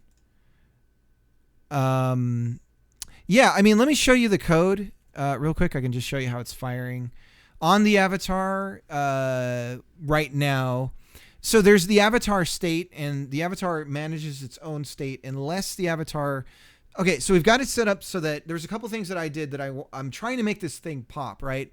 So when a game of BSS starts, right, the avatars are still on the screen. I believe that the way, for instance, that Stream Avatar does it is when you start a game, the board sort of clears off, and then when people join, that's when they come back. But the way that I'm going to set it up is you have like a watching area, right? So when you design a game for this, you can set the viewing podium area, whatever you want to call it. And so when you start a game, the avatars on screen will move over there. And then as you join, they'll actually go out onto the volleyball field, right? So all this is already going. I'm not going to show it right now because we're just trying to get this animation stuff going. So the state, there's the game state, and the game state takes over the avatar states when the avatars join the game. Otherwise, the avatars are handling their own state, and they're doing their own idle stuff. And if people cheer or whatever, then we're going to have like, you know, little cheering animations and stuff like that. Like a taunt animation. We'll do the like European, like up ears. Anyways, so we just have this little play verb, and essentially all it does is it grabs the animation player and plays the animation by name from an enum that we have. Can they even reach over their head? It doesn't matter. I don't think it'll matter. I hope not. But we'll see. We'll see. And if chibi's not the right proportion, then we can change it, right? And there are different varying scales of chibi as well. There's the 2 head tall, and then there's like the 3 head tall and that kind of stuff. So we could change the proportions if we need to. But the other thing is, this head doesn't need to be this big, right? So if you're developing sprites for it, you don't necessarily have to have the head be this big. It could be this big, right? Headbutts only. Scottish. I've never heard of that. Is it with a rock as well? The headbutts only with a rock. Am I? Oh God, I can't even do a Scottish accent. That was embarrassing.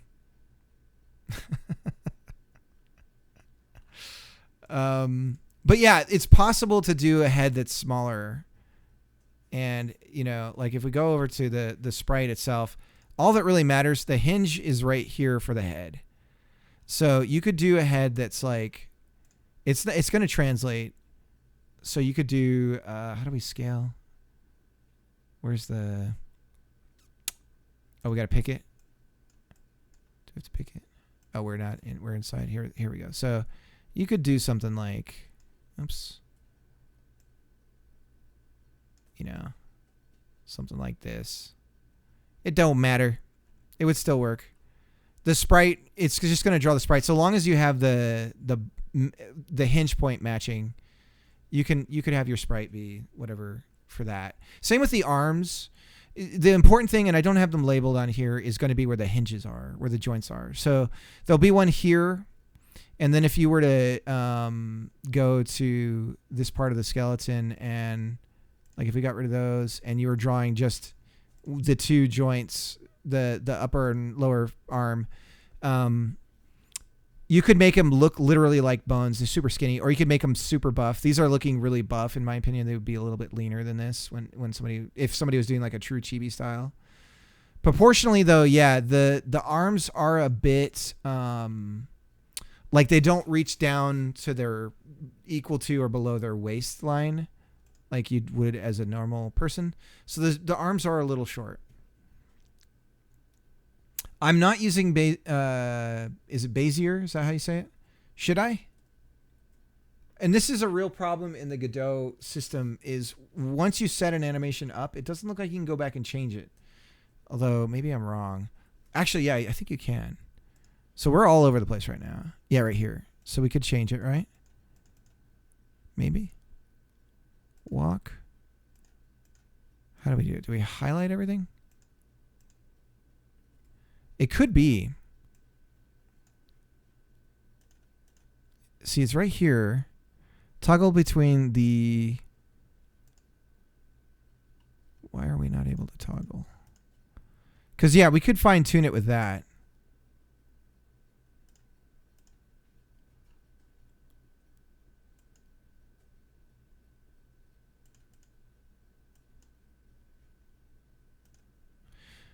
But this is, I was starting to work on the bump animation, so this is like coming down to bump the ball.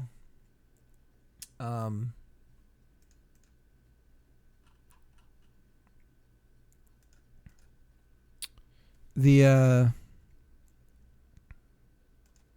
is weird. Gosh, I swear sometimes get a little worried about doing Godot.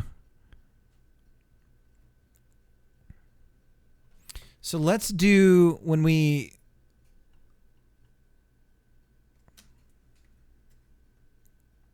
Let's get the debug going. That's kind of the critical thing here. We got to figure out what's going on here with the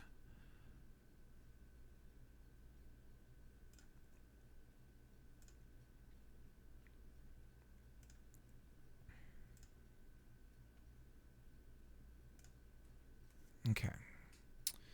And it's possible our play is not working. So let's look up animation player and see if it returns an error when you choose play. I think it's just silently Oh, he's outside. So now I hear the sounds. Can we do a fartality? How do we redeem a fartality? Here we go. There it is. It still sounds really low. Fartality.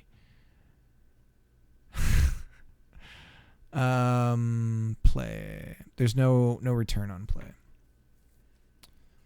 That's great. So we don't even know.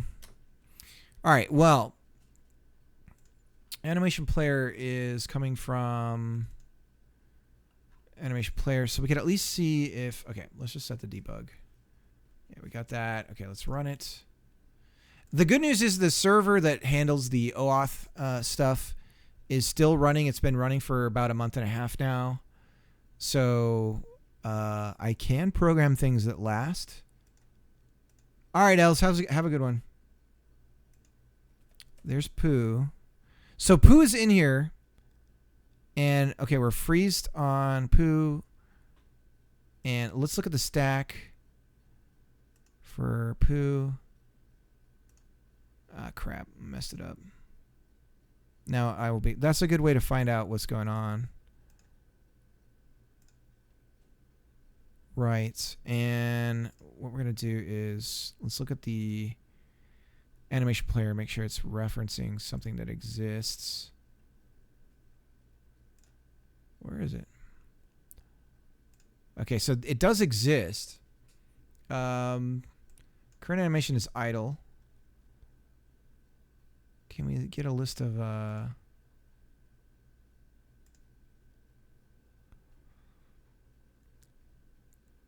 so let's watch animation player and hit play on this. Yeah, now Pooh's walking. And then if I come in, I'm sitting on my butt. So here's what I think is going on. Oh my God. I know what it is. I know what it is. Okay. This is a problem with the kinematics. Because what's happening is, you see how the arms are pointing at Pooh on both sides? It looks like we're facing Pooh because our legs and everything are pointing him. See how Drents are pointing at an angle towards Pooh? Pooh's left, right leg and arms are pointing to the kinematic targets, or Drents and my kinematics targets are pointing to Poohstack's targets. So I noticed this was happening in Godot, where the targeting is, so we have these points right here that the animations are using as target points for the animations. We're keying on those targets. So we're not keying the positions of the rotation of this bone and all that stuff. We're not doing any of that. We're just keying the kinematic points, right? So for the armatures or whatever, I don't know what you call it. So if we were to look at Skeleton 2D here, these are the mods for it, the modification stacks here. This is what determines some of this, right? So these here, this left arm, yeah, see how it's a dot, dot, dot? I'm wondering,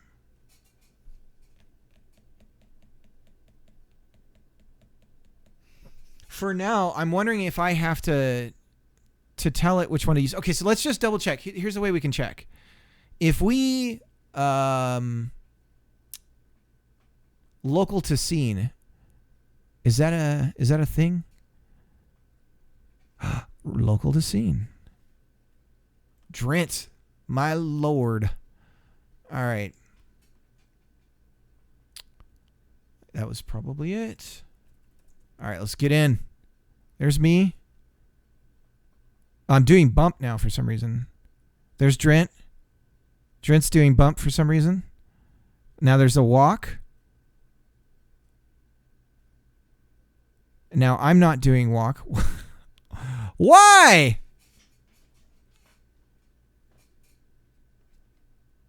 There's Pooh. Now there's another Drent. And the other Drent is okay, but Pooh is not. And I'm just frozen like this. We're getting somewhere.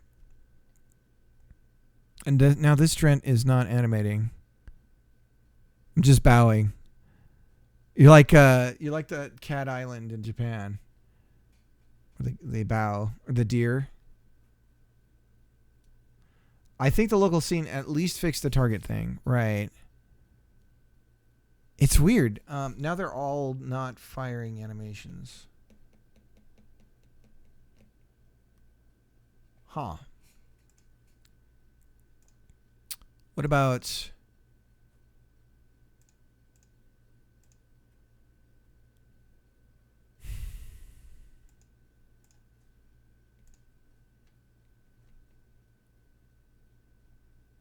Is there on a sub basis?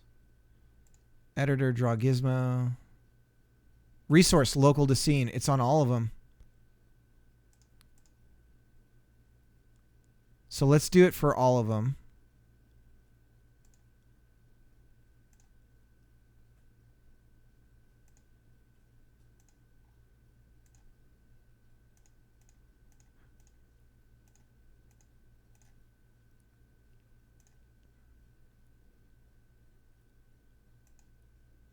Okay, save that.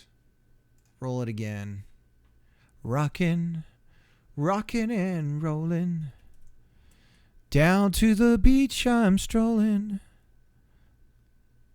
And see this reset animation start firing. He's like tweaking.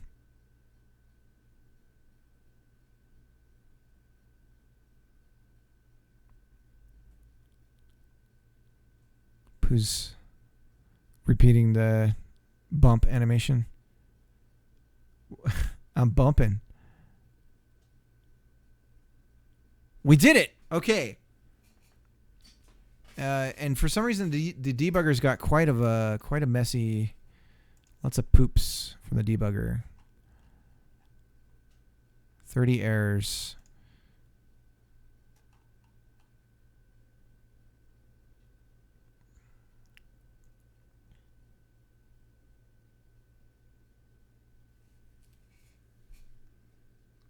And this bump animation thing, what is that about? Let's set the default, the starting animation, go back to animation player. And current animation is going to be stop. Stop.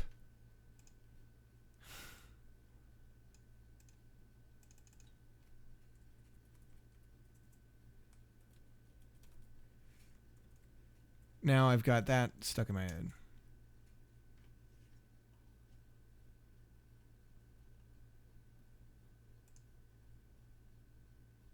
Let me get that song going. Requests. Song.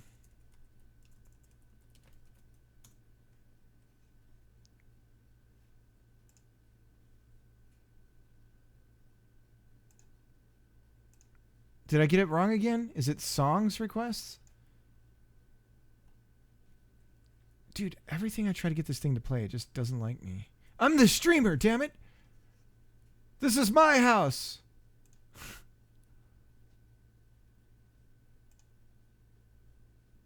I'm just gonna play it.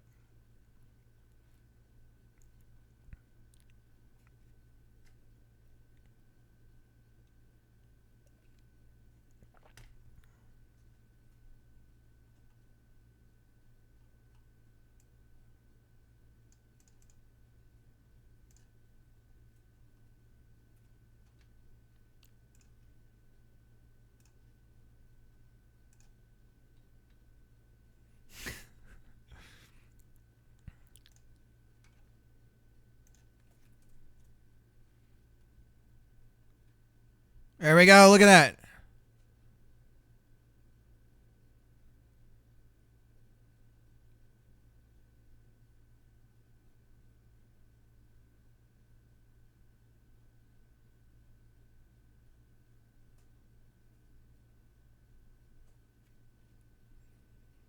Incoming!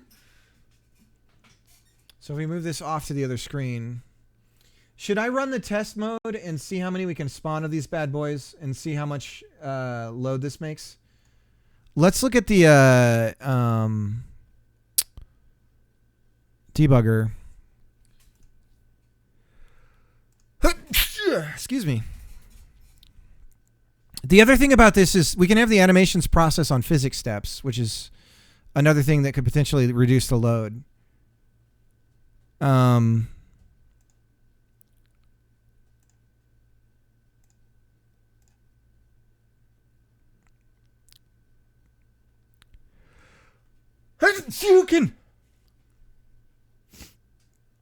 Load me too, senpai.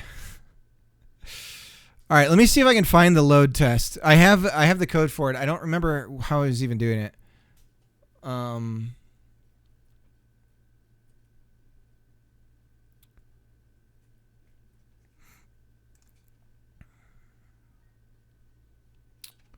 what's going on?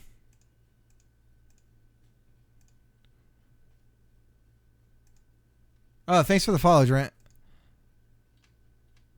Which one is your streaming one? Or do you stream on both?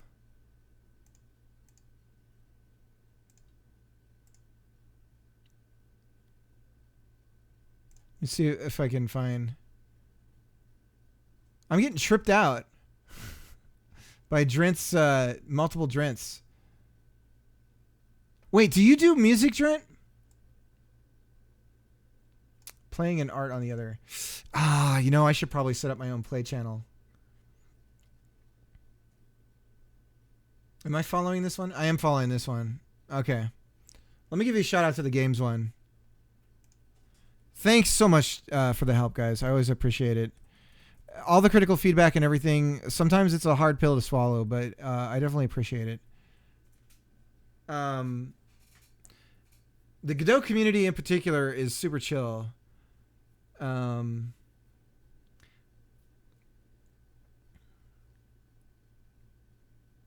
Guys, look at this.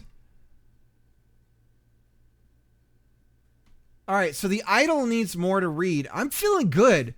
I think the characters could be maybe a little bit better.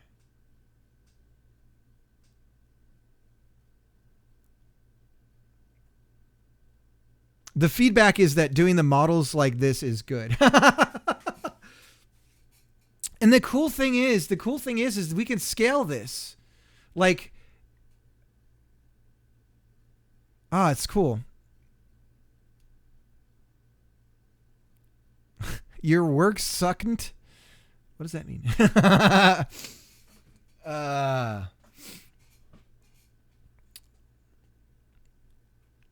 So I've had, I'm starting to get like weird about, I keep having, you know how you always have ideas about like, a game like this or a game like that, right? So recently, let me get this pointing at my face because we do not have any light in here. Recently, I started to think about games that would be about doing something. What do I mean? That's like when you talk about that Kojima game, and it's like, well, it's actually like your UPS, right?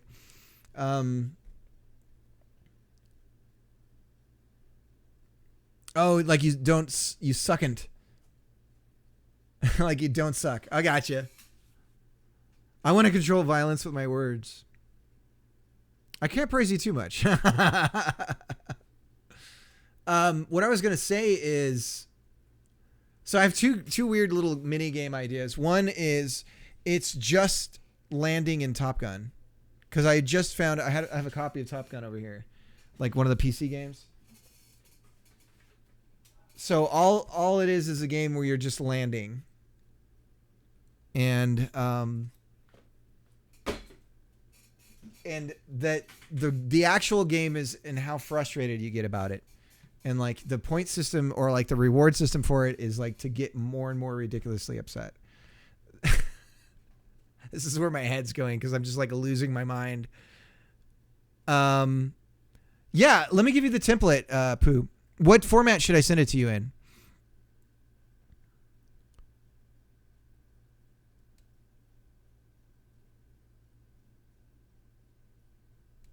So the other idea real quick. I made a mini stream chat game. Oh, nice.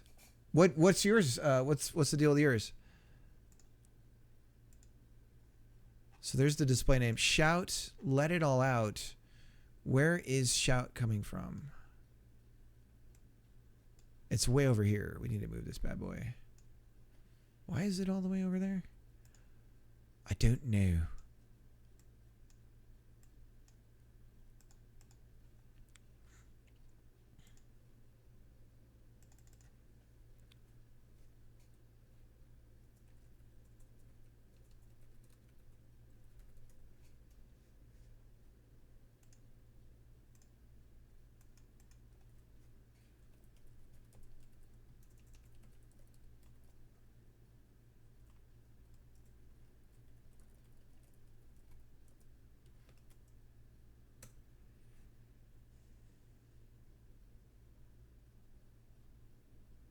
It's basically a logo turtle graphics through Twitch.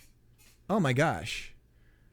The idea was to get people to draw things over my code. Did you actually see the drawings on your side?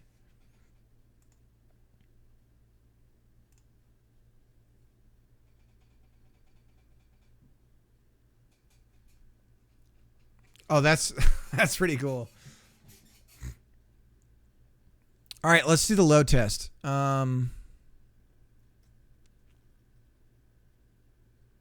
I honestly don't remember even where I was doing that. I think I just made a loop in here.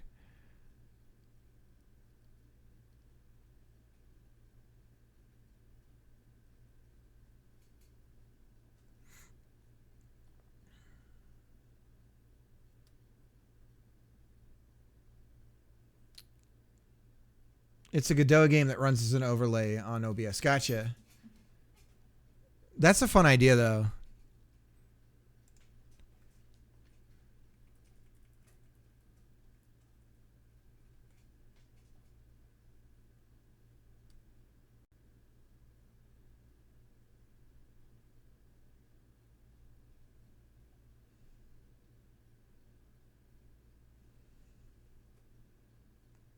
Input focus. Yeah, you would need to ignore. It's almost like you would need. Could you pass input to? Oh man, yeah, that's that's weird.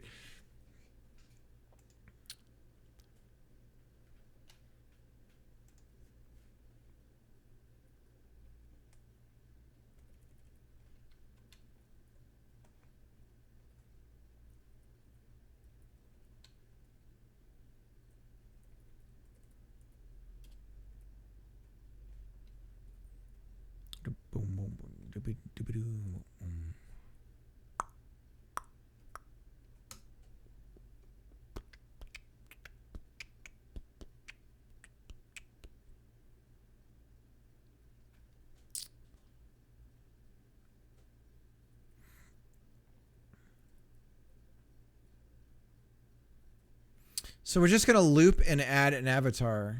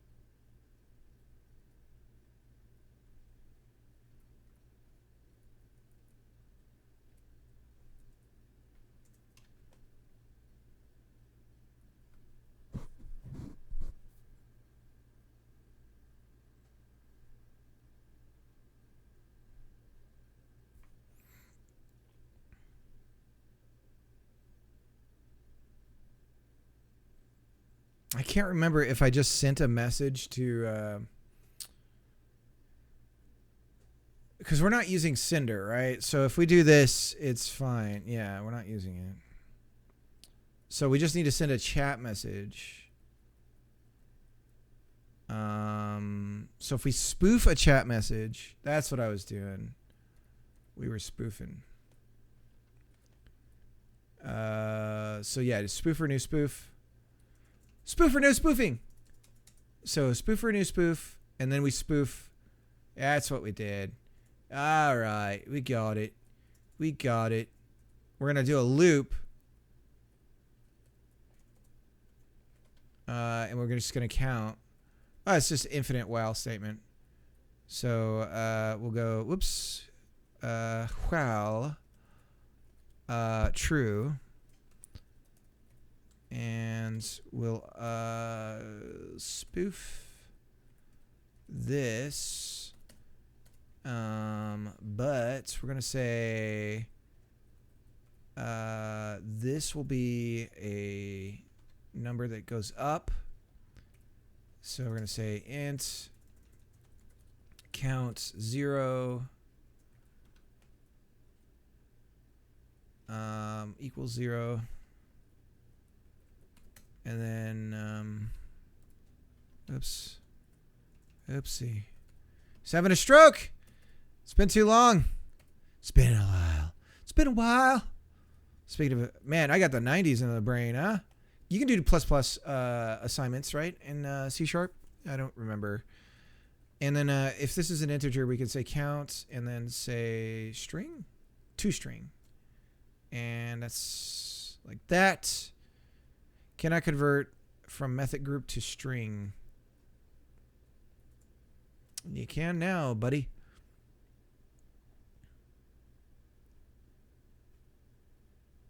Just saw Nightbot joining stream. He got kicked out. That might... Oh, no. Yeah, we're going to have an ignore list. And we can have the well-known additional bots. Just we could create a starting like blacklist.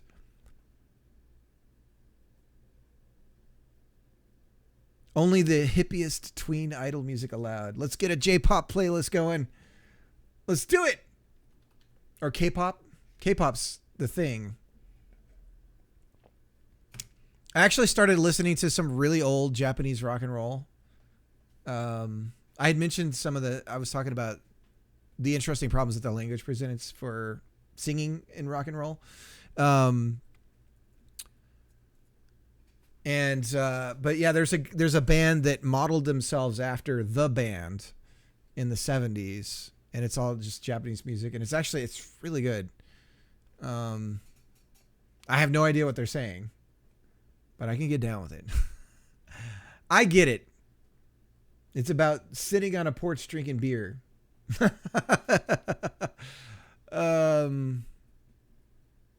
Okay, so we're gonna spoof, but we have to await to signal, and the signal is Godot object self. Now we got to set up a timer. Hang on. So scene tree. So I forget how to do this. I always have to look it up.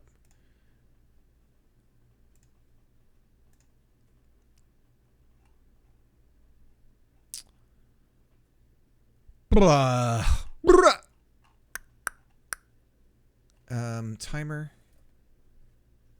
Scene tree timer. Create timer. Here we go. Yield get tree create timer timeout.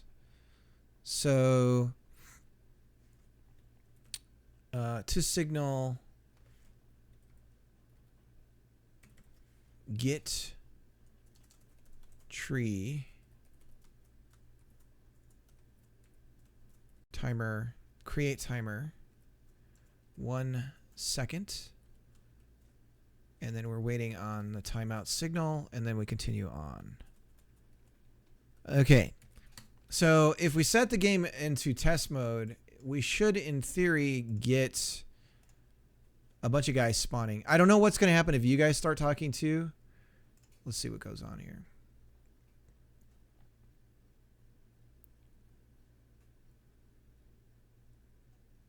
Oh, shoot. Why is it starting a game? Oh, we did the wrong command. We're just going to say poop.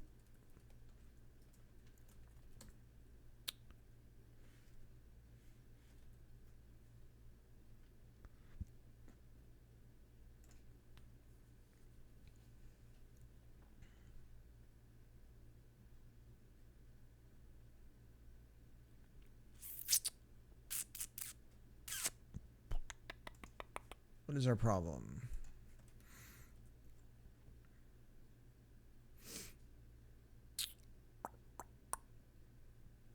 Can we not add...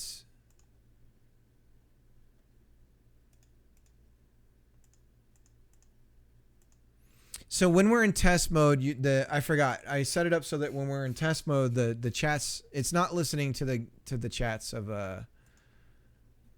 it's not listening to that. So like if we were to look at the singleton that's intercepting messages, we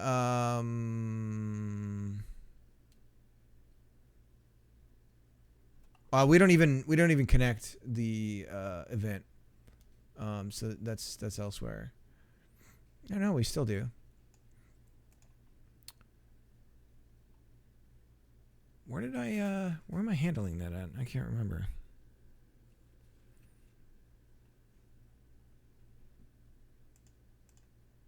Okay, let's set a break on here. We're gonna go over to main and set the break here, and make sure this is actually doing something.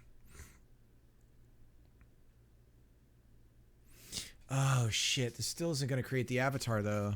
It's gonna send the signal. It's gonna send the spoof message, but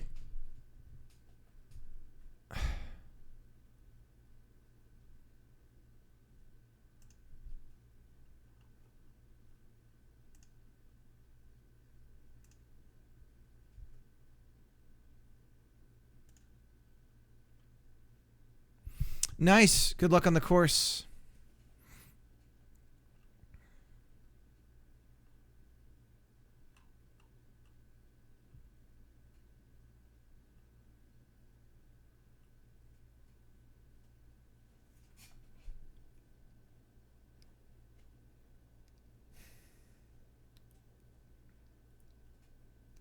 All. What the hell is all?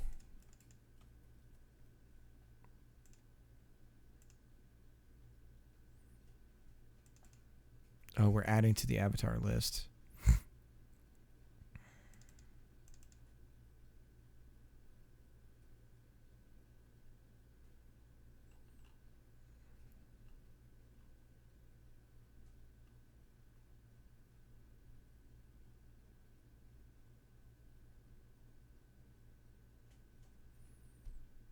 Godspeed.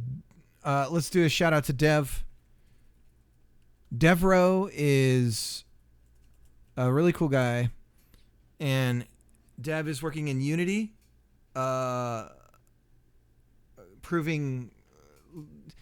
constantly being proven right that if you're going to go with an engine that you have to pay for, Unity seems to be the right move to make.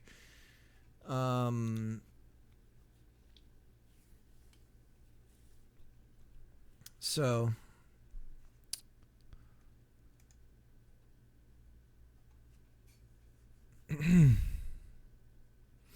so if we spoof a chat message, I mean, that's one way to do it. That's what I am doing. But the thing is this is the intercept of the actual message from Twitch. We're spoofing. So we got to do this. We got to create. Okay, let's go over to the spoofer and see how we're building a message out. So spoof is actually creating. We have this chat message. We have the chat message builder. And did I make this a? Okay, with message. So we can do this. We can build a chat message out, and then throw that into the message that goes to. So it would look like this. Message command would be like poop. And wait a sec. Chat message user ID. So how do we assign Twitch lib message? So this is where we assign that. Okay, so we do this. Sorry, guys. Display name is going to be count toString. And then the user ID is going to be the same. Just to make things easy. Hex color, I don't give a damn. Because we're not even using that. So let's not set it. We don't need to set it. Then we need to include something that we're not including, which is what? I have no idea. Events and builders, probably both of these, right?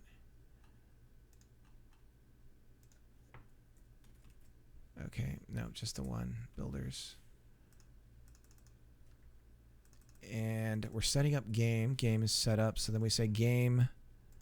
Instead of spoof, we go game dot message in a bottle. This, and then chat message. Okay. What are we mad about here? Cannot convert to chat message.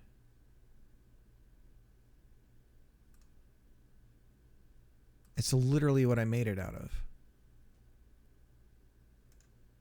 Chat message builder.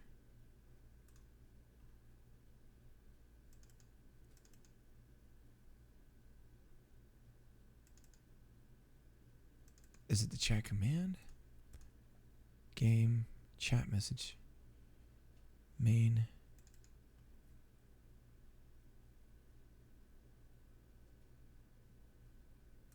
What is assigning this type?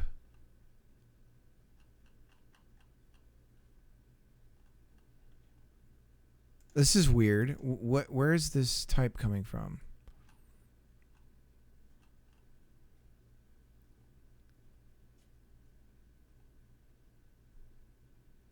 That's weird. Okay, so I guess we need to include this in here because for some reason, again, where's this type? It's a struct. Oh, okay. Oh, God. I'm starting to remember now.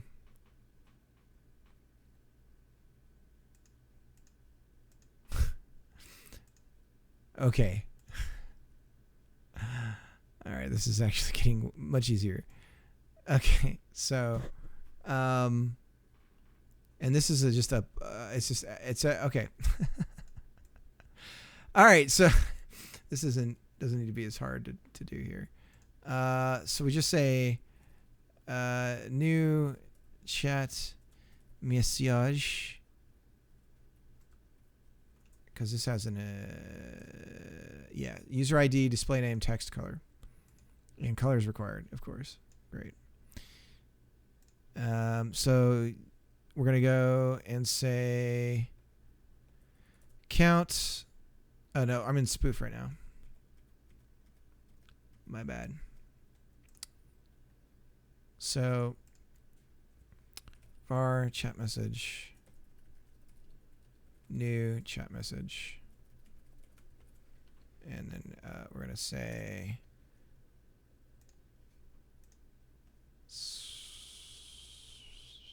user ID, display name, text. I guess text should probably be first, but. So count to string. Count to string.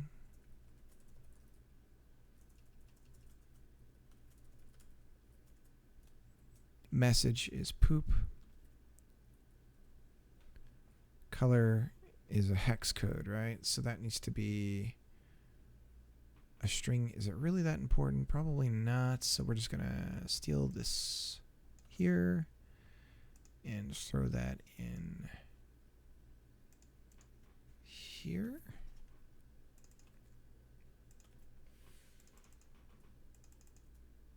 There we go. Game expected. So, okay. String does not exist in current context. Using system. Random. Using. How is random determined? Spoof. Collections generic. Negative. Ah, God, I created my own little dude. Is it a little dude? What is he talking about, little dude? I don't know. He just keeps saying little dude. He's got to spawn random. Okay, so that's just... So, I guess random, new random. There we go. We're okay. The kids are going to be okay. All right, let's build this bad boy and see if we got it.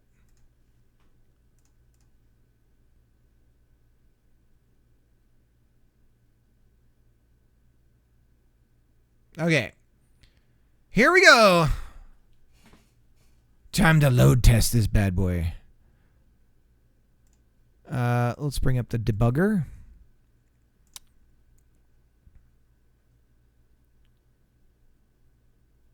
Pooh wants to get in too. I don't know that it'll work because we're in test mode. It's weird. It's buttery smooth for me right now, but it does look like the encoder or something is having a problem with it. But so far, and you can see on the numbers here, we're getting 60.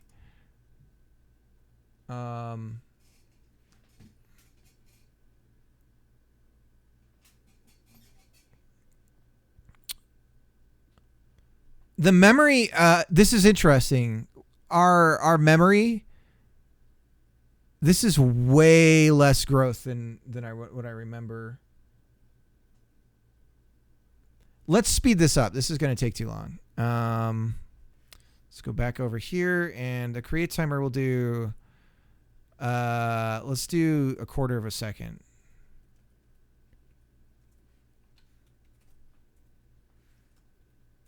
And we'll run it again. Let's get this bad boy to go fast.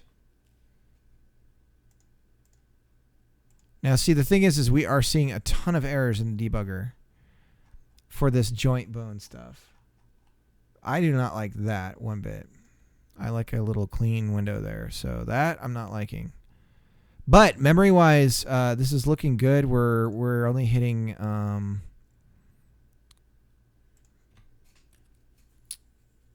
yeah, I mean, it's growing. It's growing pretty fast. But...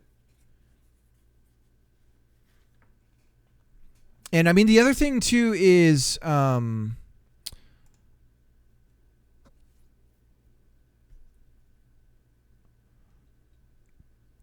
the process step, we don't want this to take too much time. So what we can do is move the animations over to the physics step.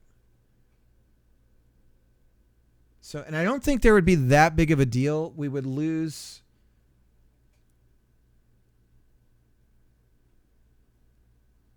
200 players hit the FPS. Okay, so we were crashing. The FPS is tanking. All right, let's move the animation over to the physics step and see if that makes a difference. So that's, yeah, the performance is considerably less than when we were doing the sprite stuff. Now, let's look at something like... So there's 0 draw calls.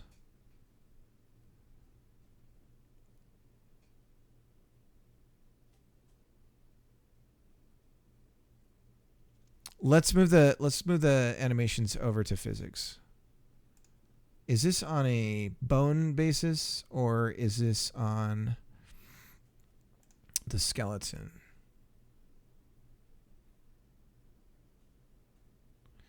Well, and the other thing is this is only with one sprite set. And so even that's going to have performance impacts.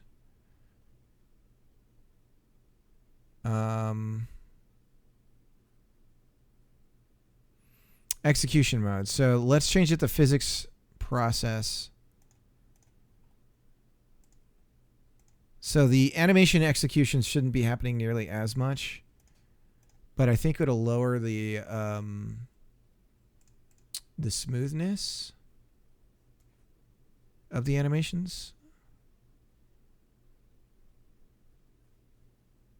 They still look good.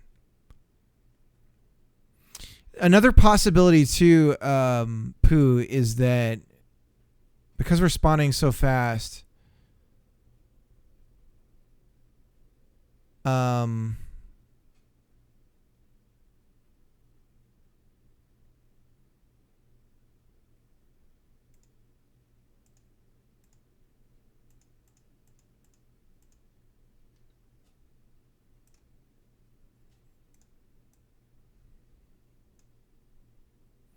yeah, we're tanking again. What are we at? Yeah, hitting the 200s. Let's slow the speed down and see if this is an issue with if this is an issue with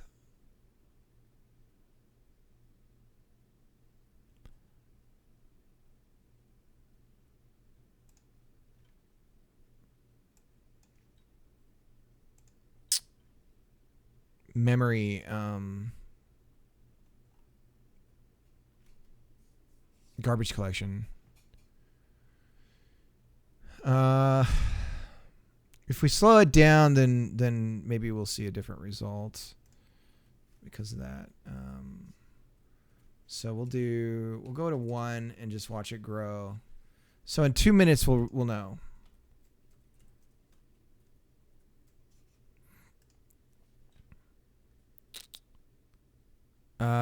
But okay, so the thing is yeah, there is a much larger cost to everything now. In the sense that we I mean, the memory.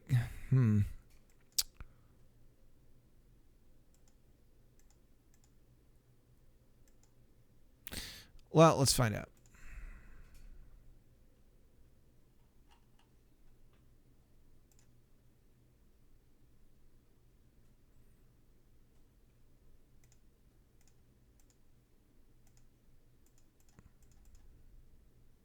So video RAM right now,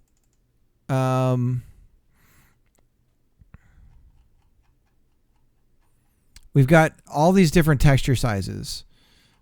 What I'm curious about is there a way for me to see what's active? Which one is like being used? If I have all these different maps, like which one is actually active? And I guess I could go to remote and look at any one of these and potentially see, maybe. We've got the path. Texture. So we're doing, see, this is interesting. We're not doing the right size texture. So I don't know though. I can't tell. I don't know anything about this stuff. So, I mean, here's the path that it's using. So if this is, see, that's the compressed texture.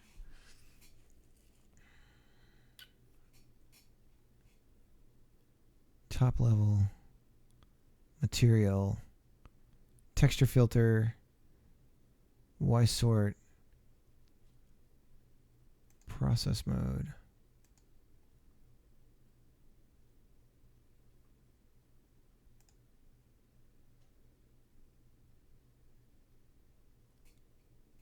Okay, well, I'm going to go to the restroom. And we'll be right back. Is this going to show the guys on the screen? Yeah, they're just, the size of everything is wrong. Let me reset the transform.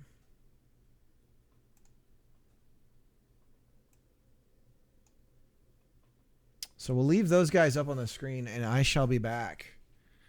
It doesn't seem to be dropping right now. So I'm wondering if this is some sort of... oh, there it goes. As soon as I spoke too soon. It's starting to tank. Yeah, around 120. But we got so many errors in the window right now. That's freaking me out and makes me think that there's God knows what it could be. See, we're getting the chainsaw.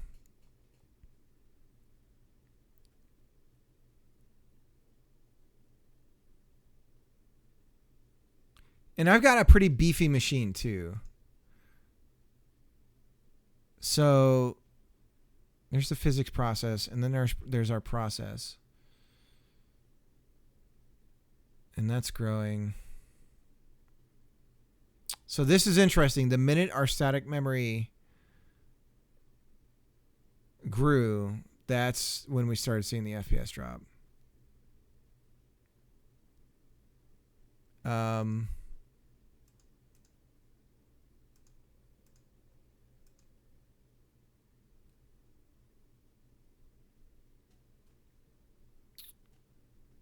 All right, I'll be right back. I'm just going to keep this running.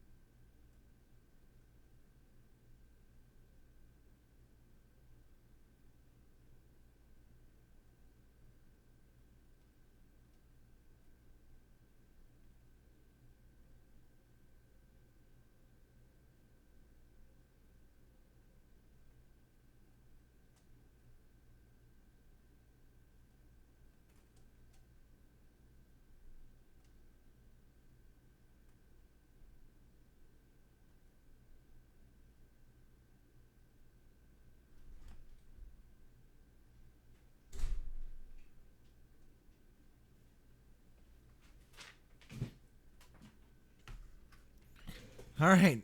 I'm going with a chai blend. Just a traditional chai. Oh, now I'm hearing myself because I had Twitch open.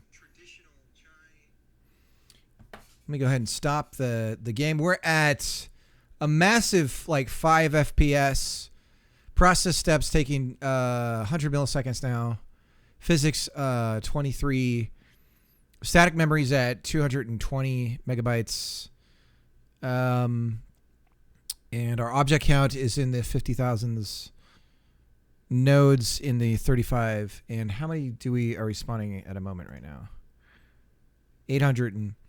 Okay, so the performance is 10 times worse than what we were doing before with the sprite sheets. So what I'm wondering is, what am I not understanding about mipmaps? I believe the in the name is the answer. So let's see.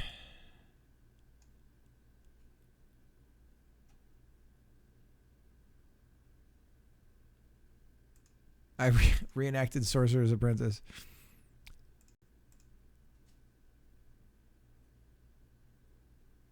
There's literally no draw calls happening, according to the profiler. That's the part. Because we're not doing anything with sprites. We're just tweening... we're just tweening a bunch of... We're just rotating things, essentially. Total draw calls. I don't know, though. This is raster. See, this is the stuff I don't understand.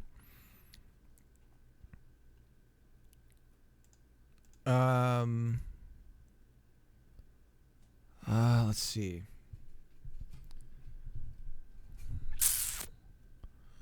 Let's see. Well, we're getting a ton of errors, right? This whole... there's a bunch of errors about caching for the... and then 2bone IK cannot verify joint bone index for joint 1. So there's some sort of issue there. But it looks like the processing is what's causing the issue with the timing.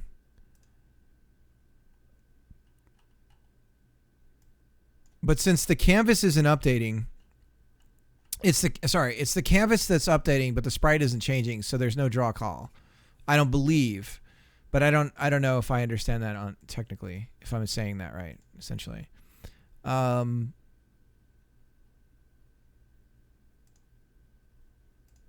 But if we go to the skeleton and it's complaining about this here, right?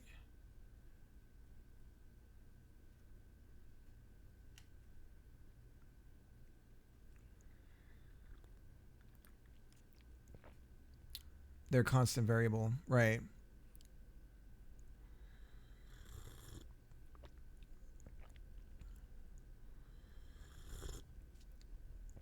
Well, let's to test that theory, let's disable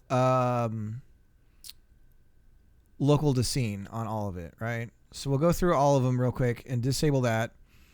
And so the animations will be busted, but we can spawn a bunch, right? We can spawn a bunch again and see what that does. So luckily it crashes pretty quickly, or not crashes, but we see that the frame rate tank fairly rapidly. So we're going to go ahead and spawn every quarter of a second.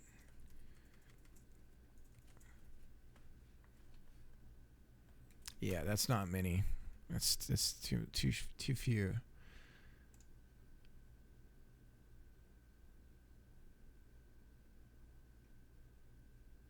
Okay, and then while that's going, go over to the monitors here.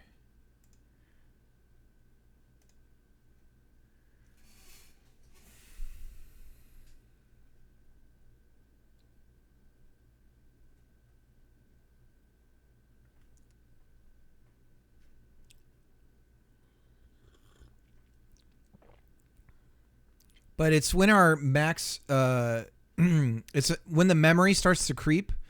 There's like a big leap it takes, and then that's when we see the frames just drop. Seems like it's already happening. Yep.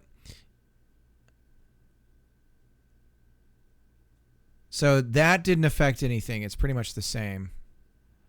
It was around 120, 140 what I saw last time. So now we're seeing the frames drop significantly fast.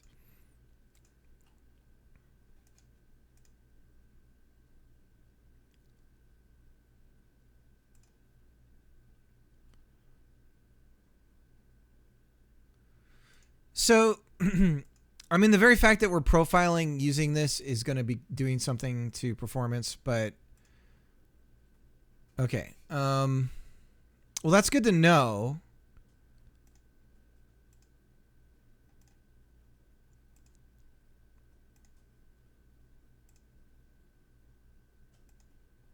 And what is this draw min max?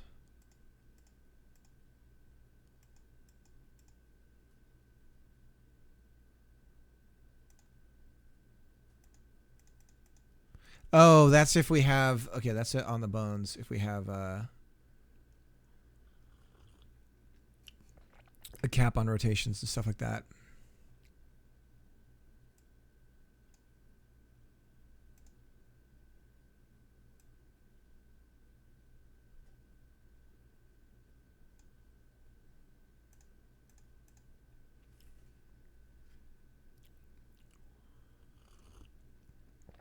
So the bones, these here are what it's complaining about. So let's look at the bones themselves. Show bone gizmo. Auto calculate length and angle. Right.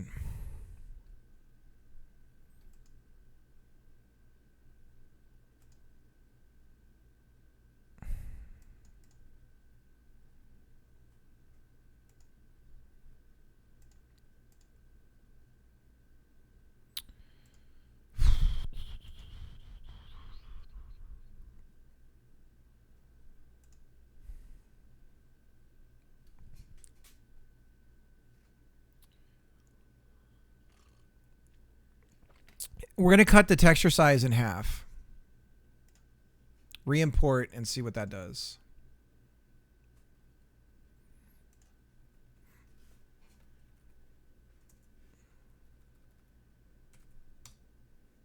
Oops.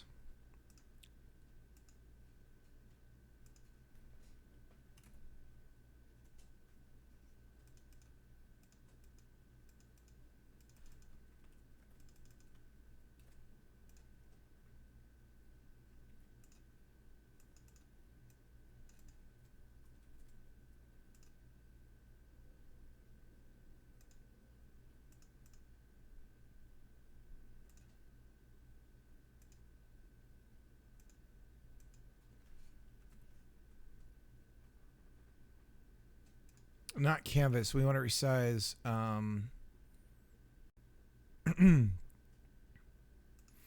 No, this should do it.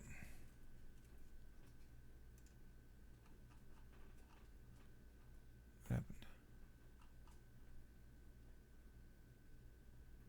Is it just one texture for all those bones? See, this is where I'm concerned. There's individual sprites for the whole thing. So again, I'm wondering because if I can do an atlas somehow, even if it's a giant sheet, because it kind of would need to be. So if it was just a giant atlas of each bone in this square arrangement, it would be tremendously large. But then we're loading one sheet, right? But then we have other problems. What if we want to set it up where we can swap out individual elements of the characters and stuff like that? I don't know.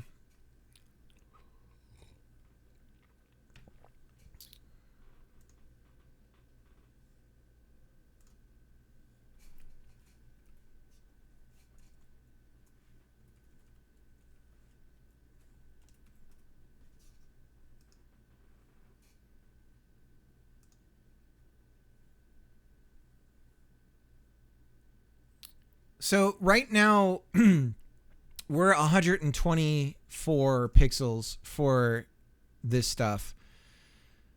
And that does seem excessive. We start to see pixels, right now we're, let's go to 100%. So this is 100% scaled at 512. The problem that I'm having is that, here's the other thing that the PNG has all this empty space on it. So like if we take just the head, right? The head itself the image is this. All this blank space all over the place, right? That's the only way I can for sure think of, that I know of, to make sure that when I take this image and I plop it onto that part of the skeleton, if somebody does some radical thing, like a really long mouth or whatever, I'm just guaranteed to have that all line up. Now, I could probably in the future write something that takes the image and just crops out all the empty space and realigns everything where it would need to be for the sprite to line up to the bones as if it was this square image. I don't know if that's making, I don't know if I'm doing the best job explaining that.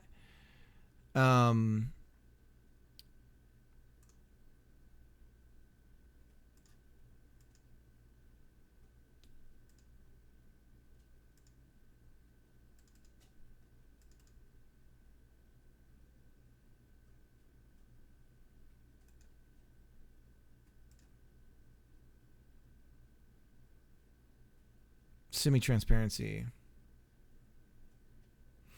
Yeah, and we would do it on import, right? So it would be when the artist imports the assets, we'd just do it the one time and then save those versions of the things on import or something like that.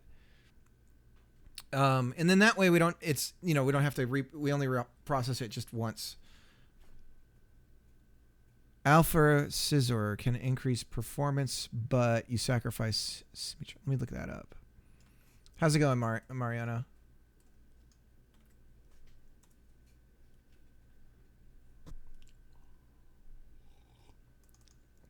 Pokemon.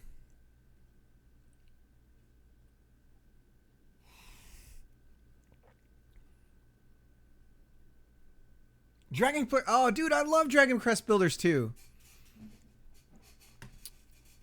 What? Where are you playing it at? Is it cross-platform? We should play together. I played that game for so long to open up because they lock the multiplayer behind all this grinding, and I finally got it unlocked. And then my buddy bailed on me. I was so sad. It's like, but now we can build something. We can actually like play together. Have it on Steam. Let me see if it's cross-platform.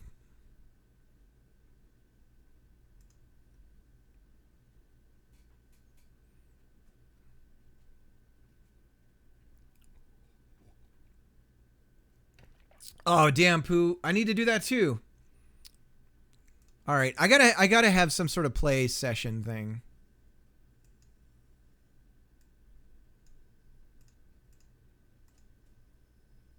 So this might break everything because our sizing is, yeah. Okay, so this is all broken, but let's just see what happens. Let's see what this does to the performance to see if how much the texture is impacting this. The other thing we need to do is, do we have to let's look at one of the images. Okay, so it made the bitmaps for us.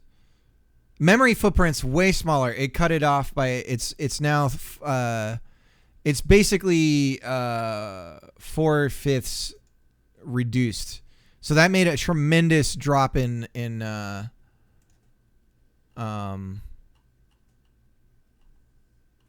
that world.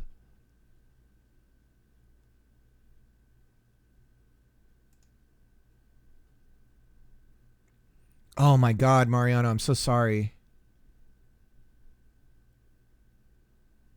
10 out of 11 on Switch.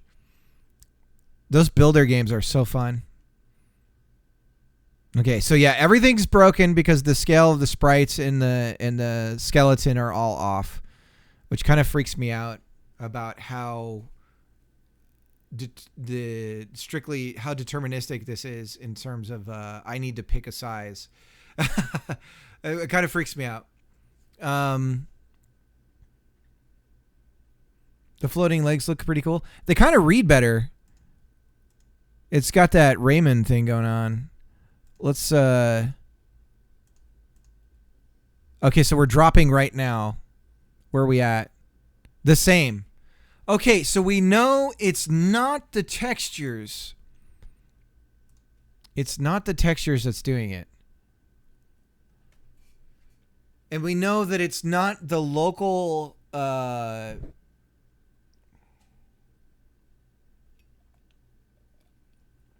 we know that it's not the local to scene stuff. IRAD Dev, how's it going? IRAD Dev, there's like 1 million people you should be following. Are you new to dev on developers on Twitch, and are you here for Godot?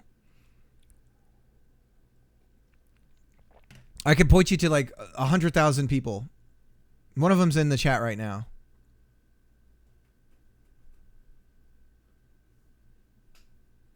The other thing, Mariano, you know, my mom got broken into as well, and a bunch of her stuff, really personal stuff too, got stolen.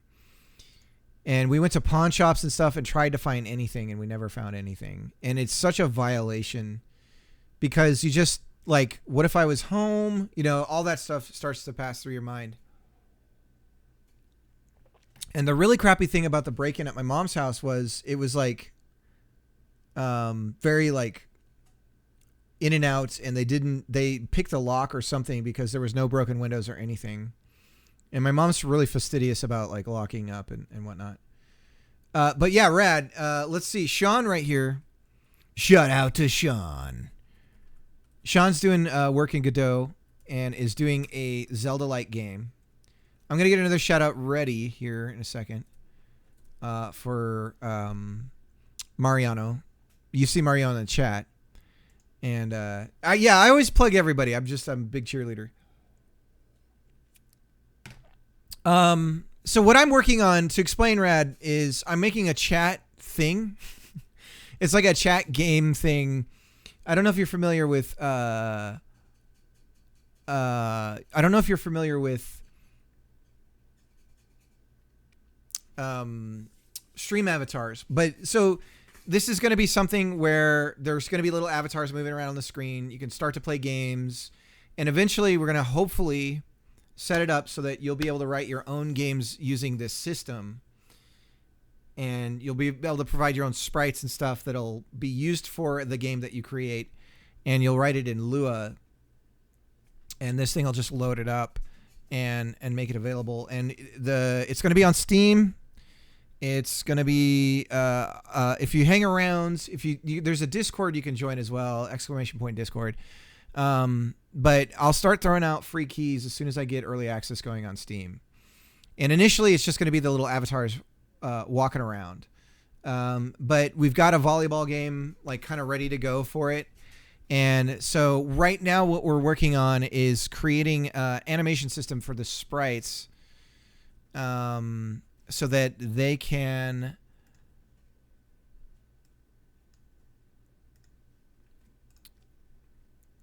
Let me scale this back up really quick. We're going to... Give me a second here. So that we can animate with like a skeleton, like a bone system, instead of having just strictly kind of the common thing right now, which is just pixel art, right? So we're moving away from pixel art.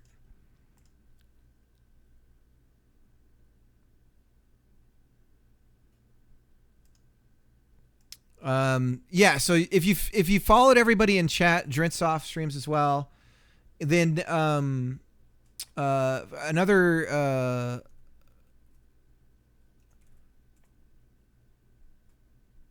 another one to follow is Obsidian. Obsidian streams Mondays and Wednesdays, I believe, and he's always working on something new. But he's a really good developer. He's got really good, like, he's a much better programmer than I am. If you need help programming and you're streaming, if he's in your chat, you're good to go. It's too damn hot. Codex, we're doing some load testing here now. We've got the avatars in the game thing now. We've replaced our sprite system with the new skeleton stuff, and we're seeing some huge performance dips way too soon for sub 200 spawned avatars. We start to tank FPS, so we're trying to figure out what's going on. Oh, did I not change the title? The title's something about lizards eat humans or something. Bones cost memory. Yeah, and that's the other thing is we're getting tons of errors about this. Cannot verify the joint bone index. And then this target cache error. Cannot update target cache. Modification is not properly set up. So I think this is probably the first thing we want to kind of dive into and look at. Can we copy the error? Yeah, we can. So yeah, check out Obsidian. I'm trying to rack my brain really quick. I'm also, there's a lot of big developers out there that you'll find naturally on Twitch, but there's a lot of really good developers that don't have as large an audience. Rigid Bodies also have an in square into the nth runtime, which is also heavy.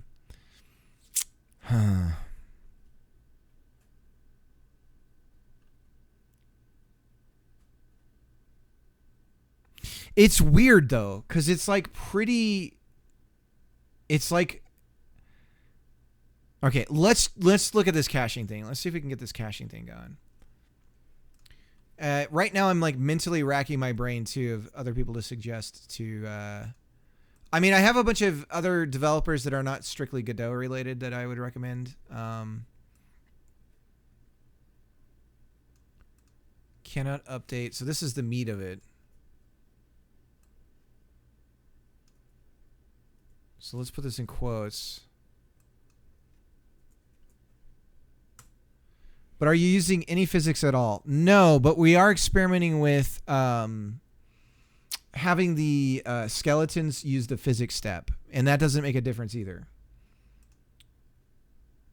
So it makes sense. Like, oh, we could have it do it on physics, which means it'll happen less often for it. But that seems to make no difference. Right now, we're just seeing how many avatars we can spawn on screen until we start to see dips. When I was doing this with sprites, it was upwards of like thousands. We were like close to 2,000, I think, before we started to see any impact. Oh, no.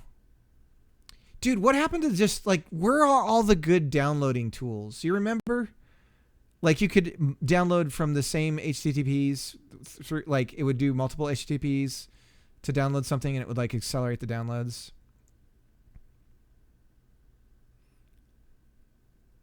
Only 3D. Oh, so that's the. Is that new in 4? Because I seem to recall you could see the draw calls in 2D stuff in 3.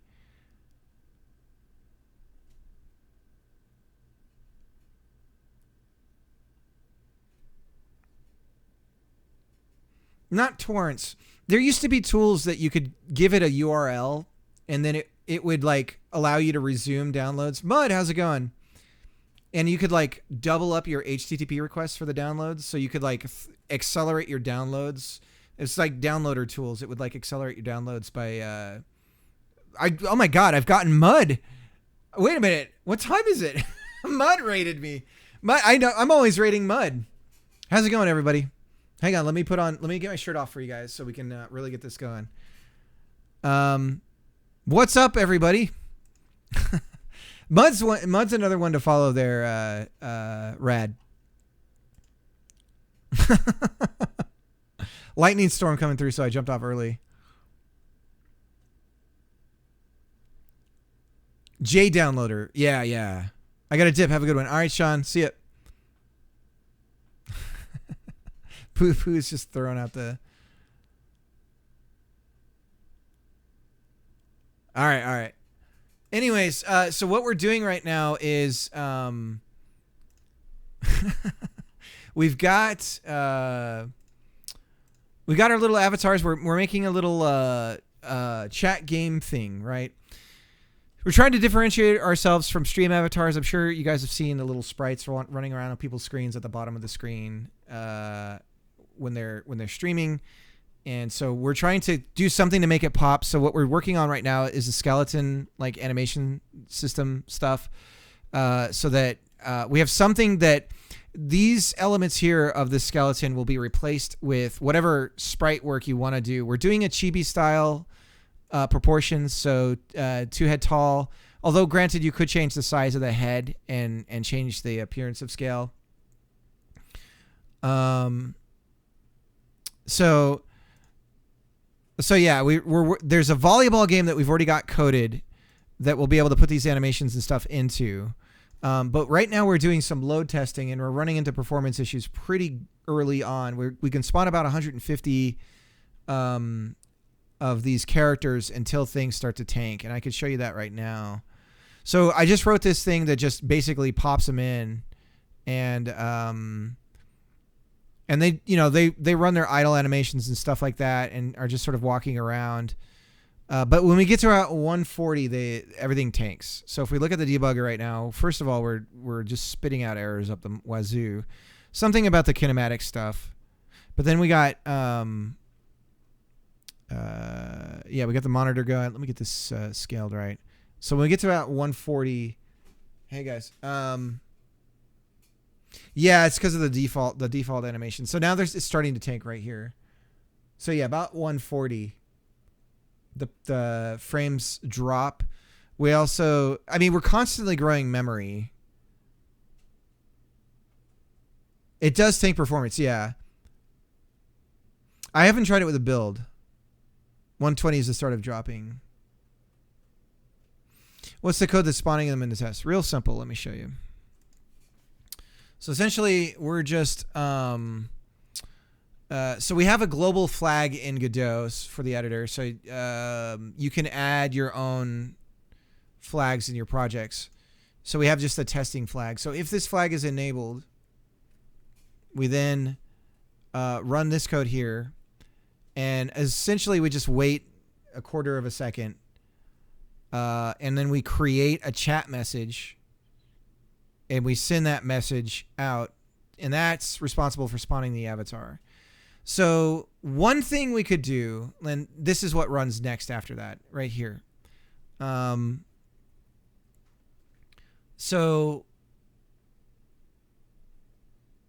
this is necessary so that we get on the proper threading, because our chat system uses multi-threading, and the game itself, this thing, is running on a single thread on Godot. So we have to get on Godot's frame on its thread, right? Could it be the constant creations of timers in a while loop? Well, the timer is to wait. So the timer says wait this amount of time, then do the next steps. So the timer should go away because we're creating it.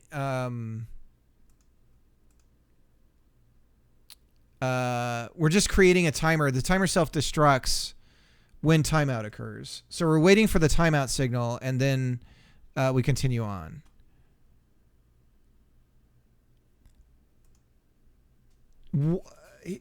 Here's a possibility, though, and one thing I did want to do for optimization. Right now, there's a timer on every single avatar for changing its state randomly. Did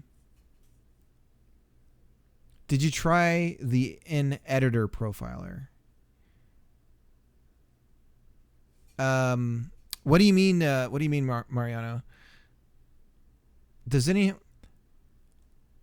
I'm having an issue. Does anyone here have ultimate math skills? I'm having an issue, and all I get is brain fart. You could try Proton. I am not.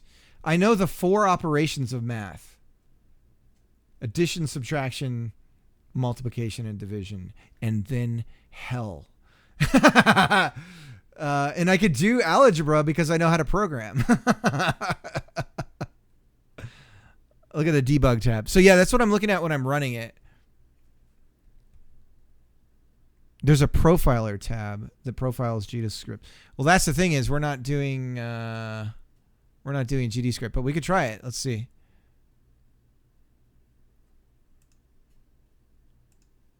It's all C#. So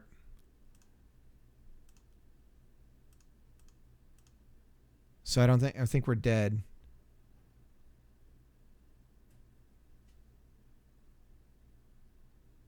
Click start. I can show you the world.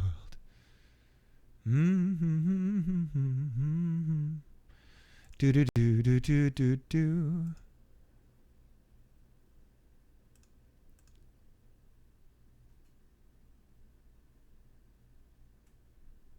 What is this little dude doing here?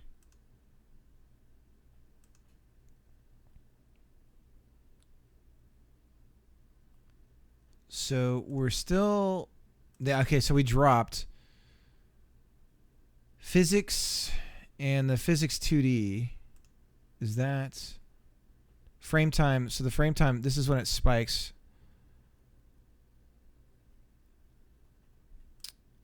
Visual profiler. Frame time. What is this little character on my... What is this? Let me stop it. Yeah, Proton. Dude, just... Yeah, we're all... Yeah, go for it. Right, more frame time makes... Yeah, because that's how long it's taking to do the frame.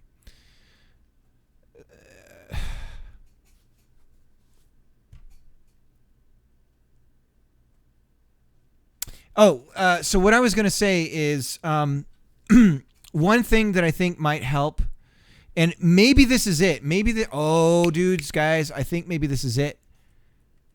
Or at least a major possibility. So one thing I did want to do anyways for optimization. Why did I close Godot? Is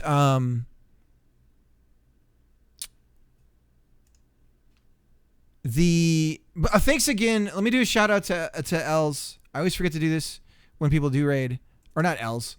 Who am I saying? Thanks for the raid. My brain is shutting down. Mud. I'm trying to see how to spell. Come on, did I get it right? Mud Dragoon.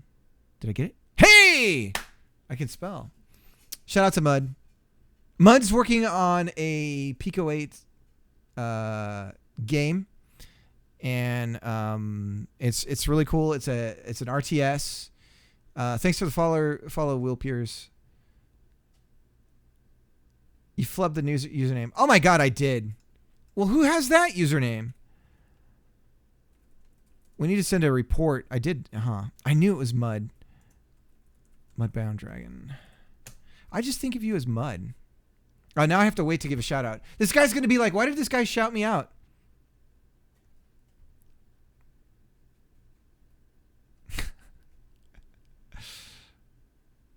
I refer to Poo Stack as Poo. Oh, but what I was saying is every single avatar has a timer on it. And what I was thinking is that would be better and more performant is to have a global timer. And the timer on the avatar is designed to change the state of the avatar. So essentially, the timer goes off. We set a kind of a random range for the timer between a specific amount, and then we go, okay, now change your state to this or whatever. So if we could build like a stack of the avatars and have a single timer go off and just move the avatars. Let me get my better glasses on because I'm really reflective right now. I look like one of those anime pervs with the, there we go. This should help with the, this is why I have backup shoutouts. Hell yeah. I should be doing that. I still can't shout out. I'm timed out. But anyway, so every single avatar has a timer. And they're firing about every 2 to 3 seconds, right? 2 to 5. So I'm wondering if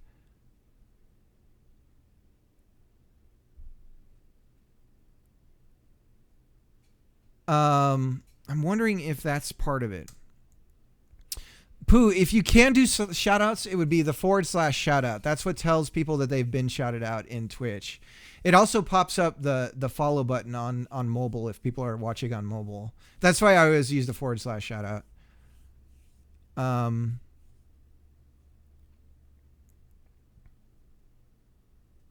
The timer you think is inexpensive?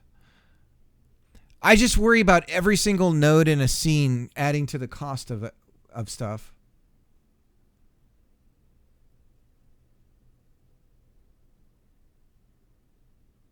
Well, what we could do is start eliminating what things are being processed. So, like, I could just go through and zoom out. For instance, this is the code that's firing when we set the state. Again, I just don't think these things are really doing that much. But we could just stop doing state changes while we spawn and just see if this has a difference in performance. Right, so I'll just comment this out.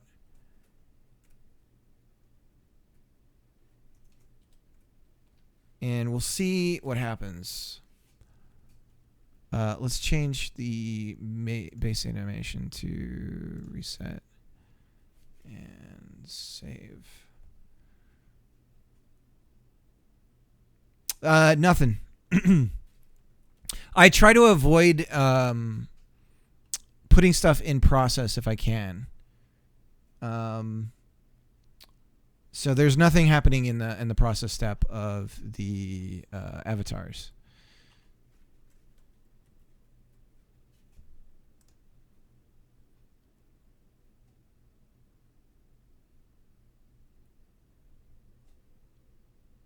Okay, so we're not falling down.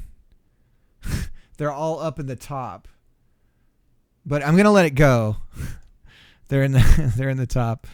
Let me go to the debugger. We'll look at the monitors again.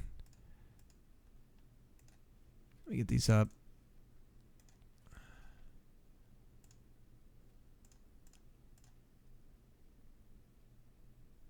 Only problem is once it tanks, we're not going to know what number we're at because I'm not echoing that. You know, what'd be really cool is if you could add your own custom monitors where you just say, I want this value to exist, and I'll tell you what it is. Okay, so it's starting to tank. It's about the same amount of time every time, which indicates the same number of avatars. So that's not anything. God, this is hard to troubleshoot without.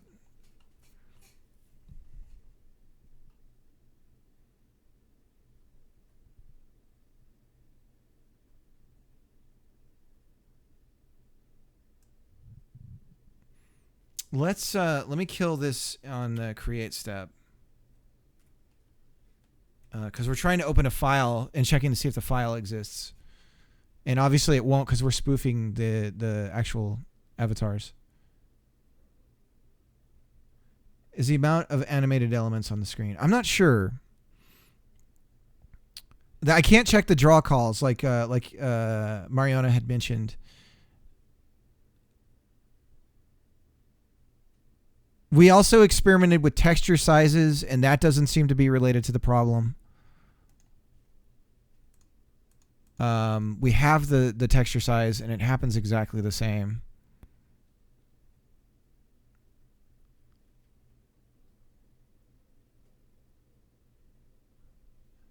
And we're dropping. Even sooner this time.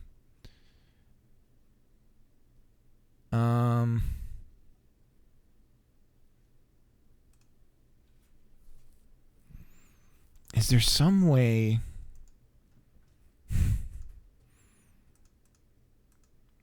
I mean, is it lunacy to...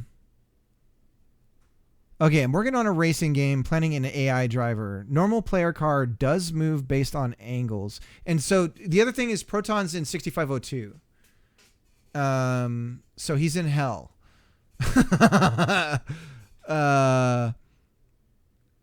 Normal player car does move based on angles. So when car moves, the direction is get using X move sine angle and Y move equals cosine angle. AI is going to drive through guide points. I know the position of AI car and the guided point. How can I get the position deltas, the new angle for the AI car to drive? So it's vectors, right? You draw. There would be a vector from the car to the point that you want to go to. And then you would apply some amount of. But see, you're in 6502, so I have no idea how you would do this stuff.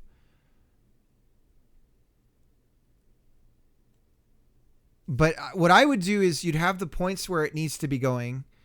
You would have a vector that's sort of the thrust of the thing where the next point that it's getting to. And then you would apply some amount of, based on the distance from the car to the point, you would apply some amount of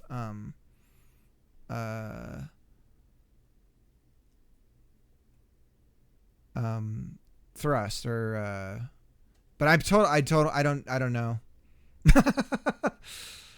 And racing physics is weird stuff, especially because, yeah, you're dealing in the AI space. As a player, you just get the feel for it and everything like that. But yeah, I get why this is difficult. Because the cheat is to, how can I get the position deltas, the new angle for the car to drive? Steering behaviors or something like that. Well, I know there's a streamer, a Twitch streamer. He might even be streaming right now. He's like the guy who makes car games. He's gone. And he's gone.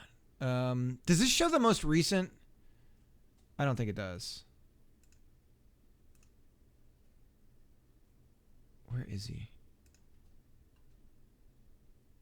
I can't remember. Yeah, Tim. He's got a few videos on this stuff. He's got a YouTube channel, and he's got a few videos on this. And there's actually, weirdly enough, there's a GDC talk for Uncharted 4 that covers some of this.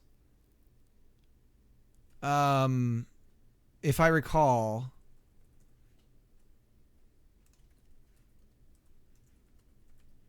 And this talk is actually a good one to watch. It breaks down a lot of like problem solving and trying to get something going. Here we go. So this is basically how they made the vehicle in the game and like the process of like getting like cheating so much to make it work. But obviously this is a totally different scale than what you're working in, Proton. Both bigger and smaller at the same time. But I believe there's a section where they talk specifically about navigation. Yeah, here it is. Yeah. Okay. They solved it in a really interesting way where they didn't even need, okay. But see, this is Ackerman steering geometry. Is this something?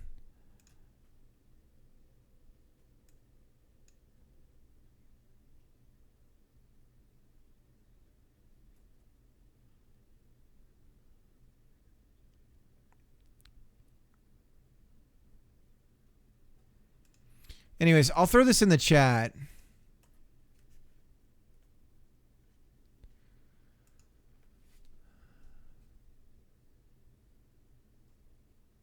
But yeah, Drent, I think Proton is dealing with 6502 stuff. So there's some limitations, and there might be the reasons why he has to approach it the way he is. I'm the master of math miracles on 6502.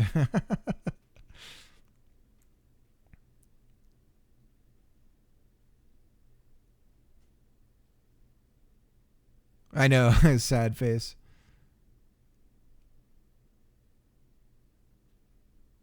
But I mean, even what you guys are saying is just over my head.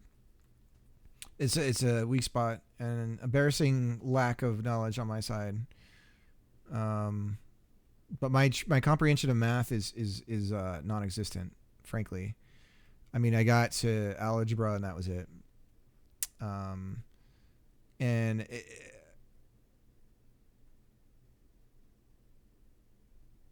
another methodology for NPC AI is GOAP, goal-oriented action planning, but it's not related to frame-by-frame change. Instead, it resolves requirements to achieve a goal. Yeah, and that's probably out of scope for what he's trying to do. So this is a C64 game, right? I've been watching you occasionally, Proton. I've rated you a few times as well, actually. But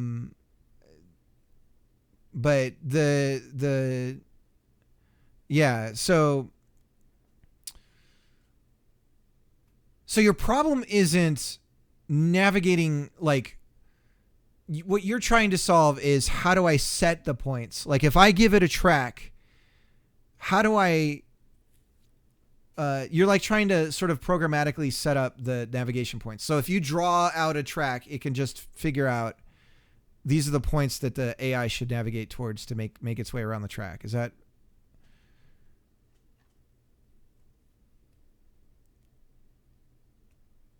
Because there is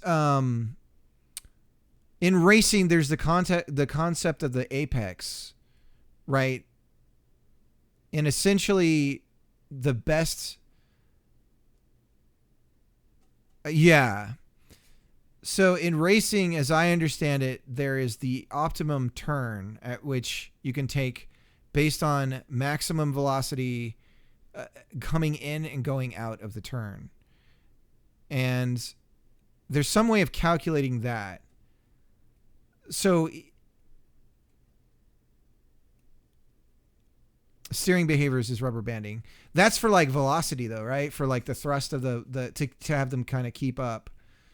So even that presents problems because unless you're creating a sticky path for them to follow, then I define the guide points by hand per track.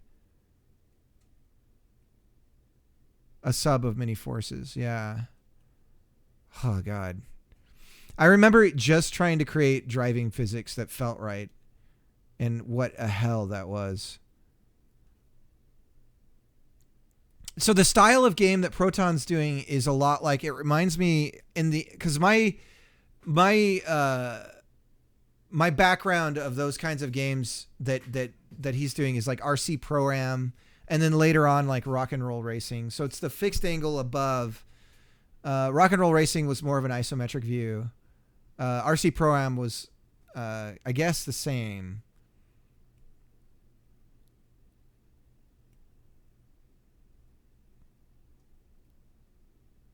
Okay, so let me go back to Proton's initial thing.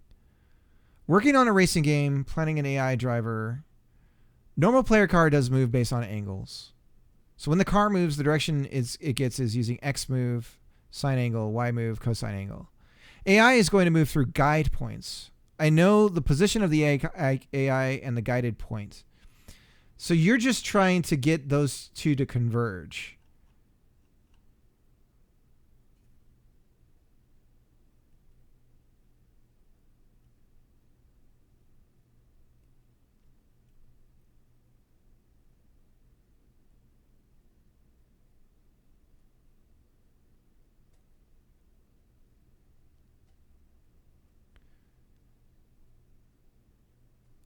Here's the other problem.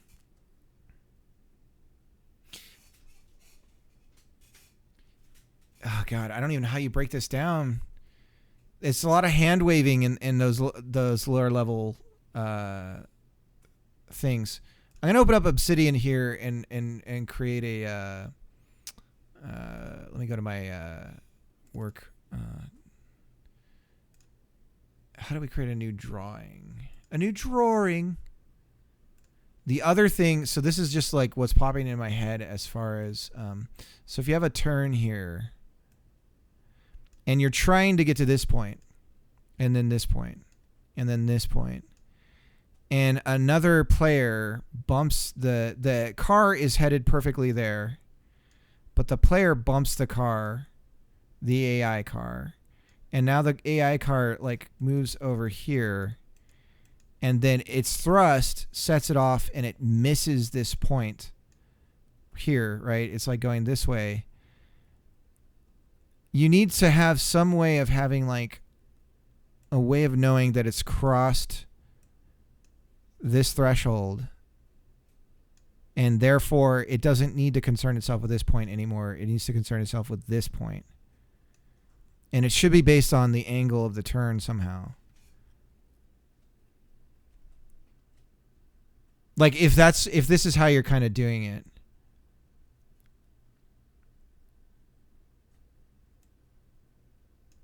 But I don't know. These are like problems that are popping into my head, but you may already have solutions, or your approach might not even care about that. But like what would end up happening is if it's marking this, I passed this point and it didn't, it'll like turn around to go back to it and then keep going.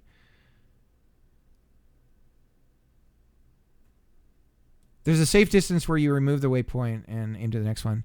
So I guess that's another way you could do it is like, am I closer?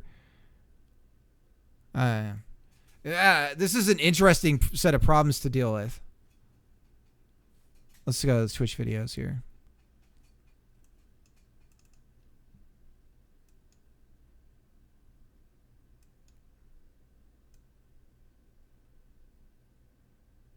Okay.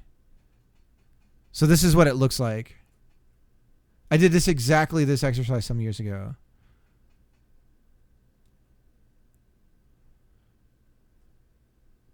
And the end result was the AI was unbeatable. Right, because if it's getting the perfect apex, if in theory, if you tell it like this is the apex of the turn and it knows the perfect way to get in and out of each turn, like it would be unbeatable.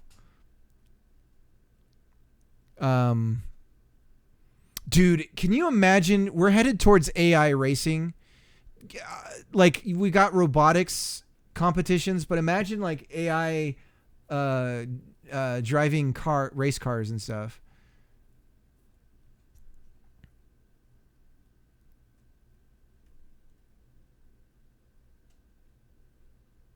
That's why you add a coefficient. Yeah, that's a word I know too. I'm going to recalculate the path every frame 50 times per second.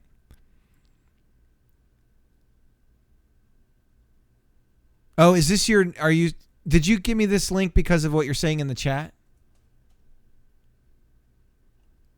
Track has to find coordinates. Cars have 24-bit coordinates. What I'm thinking about is next. Calculate the delta between the guide point and the AI car. Then I calculate where does the AI car move next. And then I calculate deltas again. Then I calculate deltas between deltas.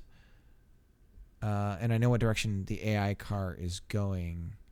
So you're taking the last steps.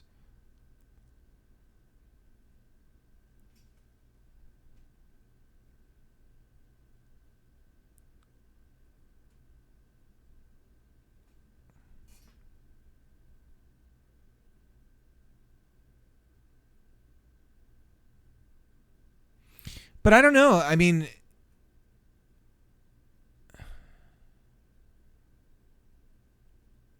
it depends on what the calculation costs. Because again, he's dealing with 6502, so if he can do this with just addition and subtraction, then it shouldn't be too bad, right?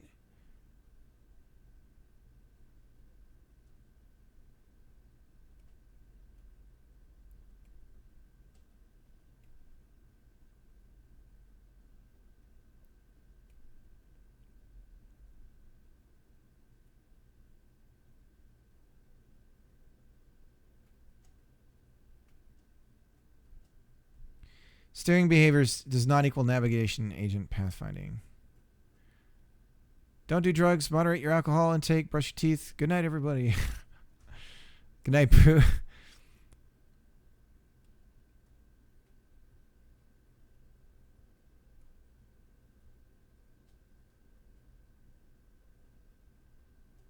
Ah, damn it, Pooh.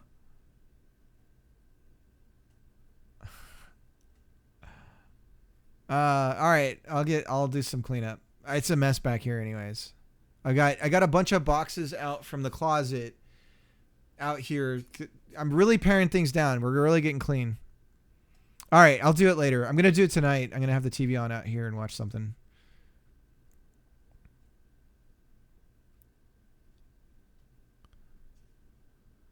Well, Proton, I'm worthless. I'm sorry.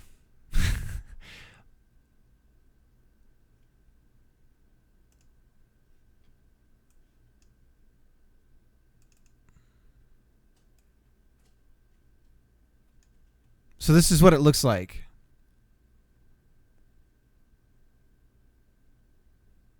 Yeah, it's overshooting.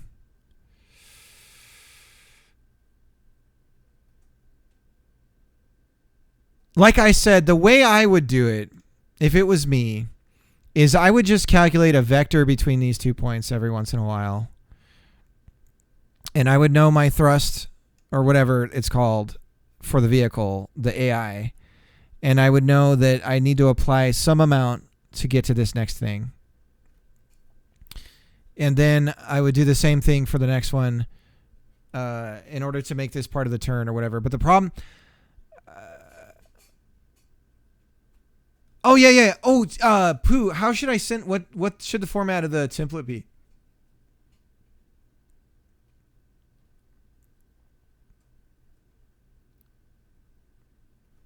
The question is how to translate the vector to an angle. So that's a triangle, right? So you go and you're going to have an imaginary triangle. So if you have this point here you're trying to get to, and this point here and the car is at, and how would you do the triangle? The triangle could be based off of the corner, the inside corner.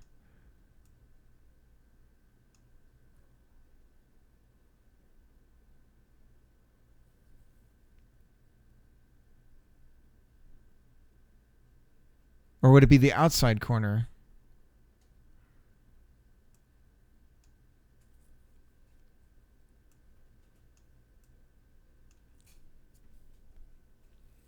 In theory, I can table it.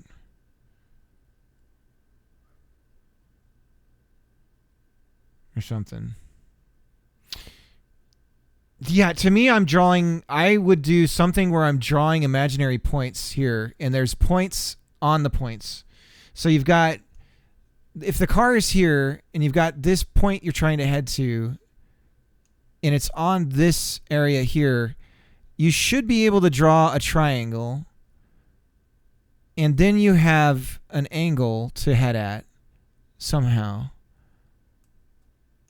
I don't know which one you would do.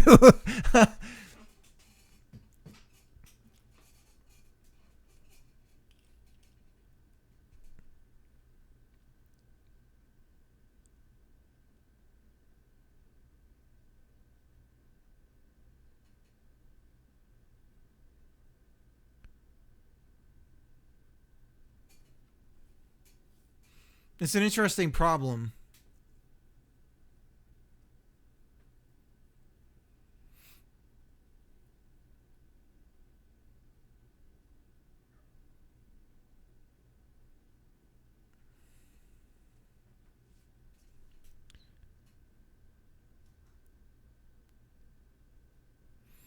I wouldn't, to me, it's as simple as,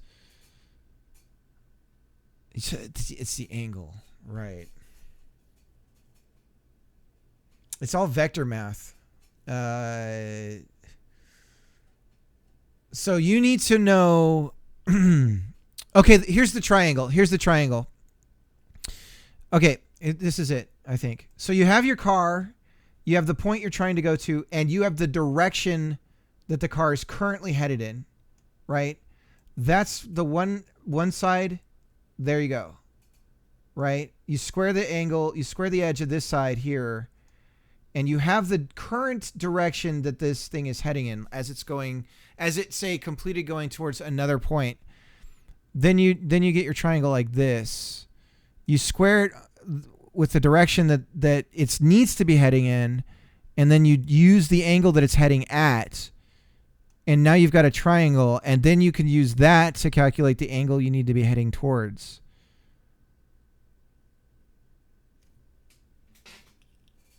I think. I don't know, though. And I have no idea, even in math, how the hell you would do that. I'll be honest.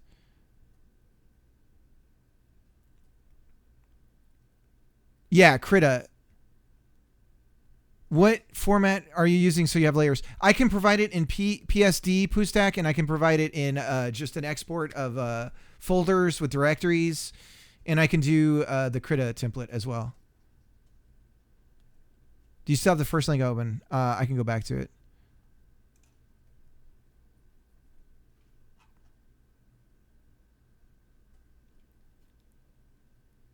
Is this the first one? No, this isn't the first one.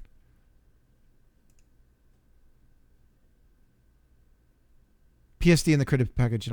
Okay, cool.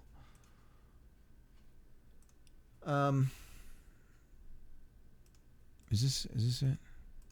No, that's the first one. Let me go. Is there a back button? No. All right, Mariana, enjoy your dinner. This is it. Here we go. Okay. I'll pause it, Proton. Is that kind of what's going on here? Show the chat messages. Okay.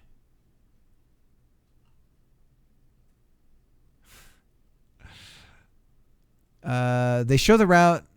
I did also 2 exceptions. They are bumps. Route is recalculated on every update. Is easy to calculate deltas. Right. That should be that's not. Yeah. Is also easy to calculate where car is going. Okay. Track has fixed coordinates. Cars have 24-bit coordinates. What I'm thinking next, I calculate the delta between guide point and AI car. Then calculate where does AI car move next. And then calculate deltas again. And then calculate deltas between deltas. I know what direction the AI car is going.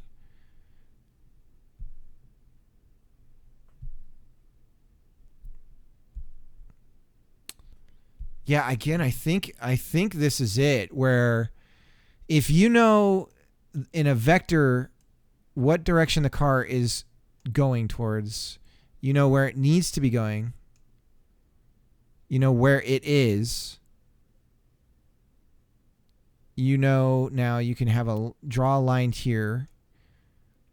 That's the first side of the triangle. You square it here by some amount of how sharp the turn is, I guess, that you want to take.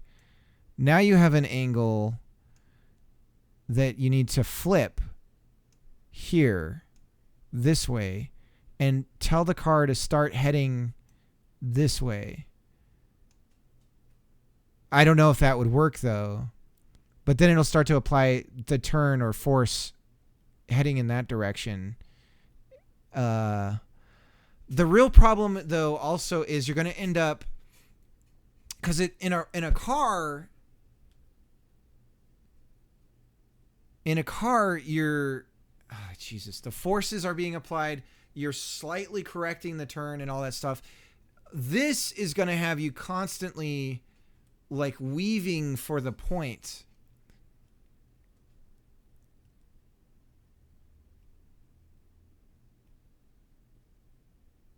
Unless you make the like correction subtle and you have enough points where the problem is then it doesn't feel as natural. Jesus.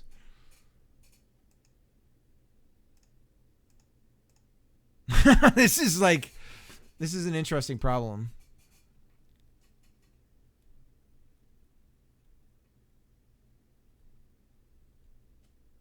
How do they do this in these games? This is astonishing to imagine. There's got to be a lot of hand waving going on. It's got to be just fixed.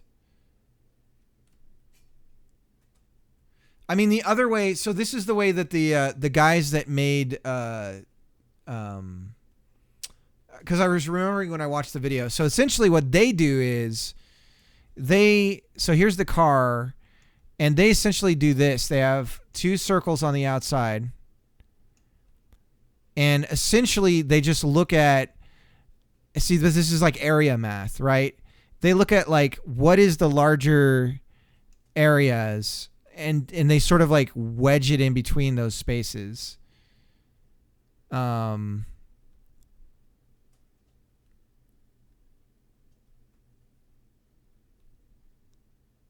think they do something like this. I can't remember off the top of my head completely.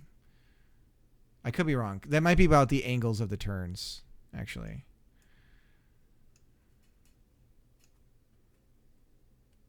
So you don't necessarily, like, if you check the sides of the track and you're trying to keep the car in the center, then every frame you only need to go and say, where are the edges of the track currently and how do I get the car to be towards the center point? But you're going to end up with a very simple path. You could, I don't know if I'm making any sense. I'm thinking of doing correct to the angle often enough so no vibration should be visible. Right, so that it's more like, okay. But as far as the math stuff is concerned about how to do this, it's a rectangle, ultimately, right? And then you square, and you can do this with just, but I don't know how to do any of the angle stuff, dude. I'm so bad at that.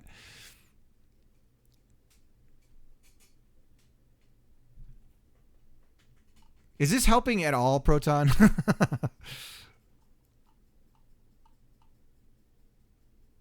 I'm going back to your post.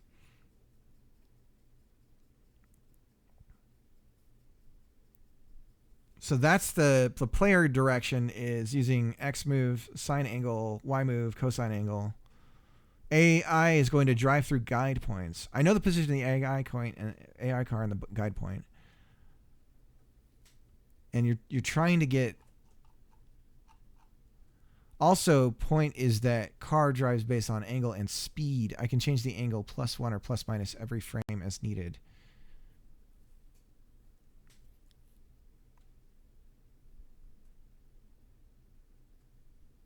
I mean, the other way to do it, if you're grid based, right? Like, so if you know, no matter what, you know, the car is here. Like, if there's like an invisible grid here and you are here and the point it's trying to get to is here.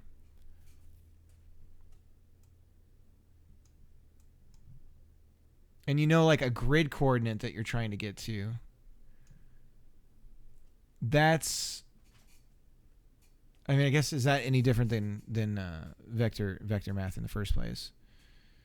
But if you know that it's, you know, 1, 0, I don't know what up would be, and your position would be like, you know, 1, -1, and you know you're trying to get here, then there's some addition that you could do between these 2 points, or subtraction, and you would get a number of where you need to kind of correct towards, just with the XY.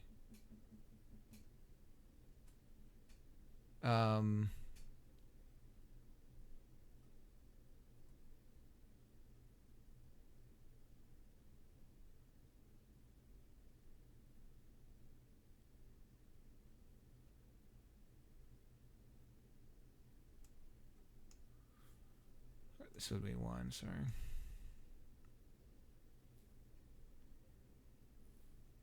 Cheered a bit. Thanks for that. Wait, is that cost money? What are you doing? If some outsider would come now, the first question would probably be something, what the actual feck are the tumbleweeds on the screen? Interesting illustration. What are the tumbleweeds, right?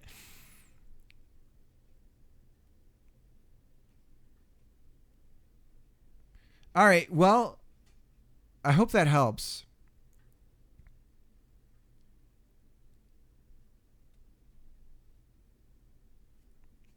Proton is my first cheer. I don't know what that means. What is that? I don't even know.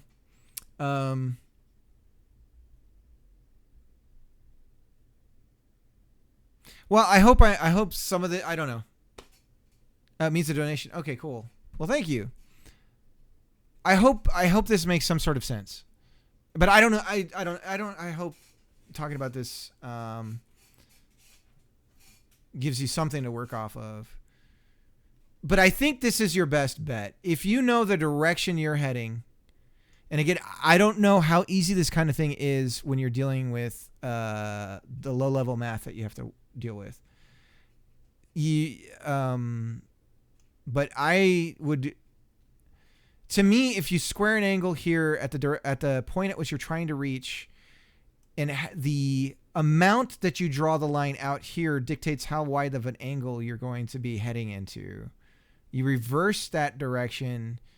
You base it off of, are you on this side or are you on this side? And then you apply the force in the other direction to try and square it, to try like line it up. But this, I think, is probably closer to your world. I don't know though. Like to what you have, what it actually ends up looking like.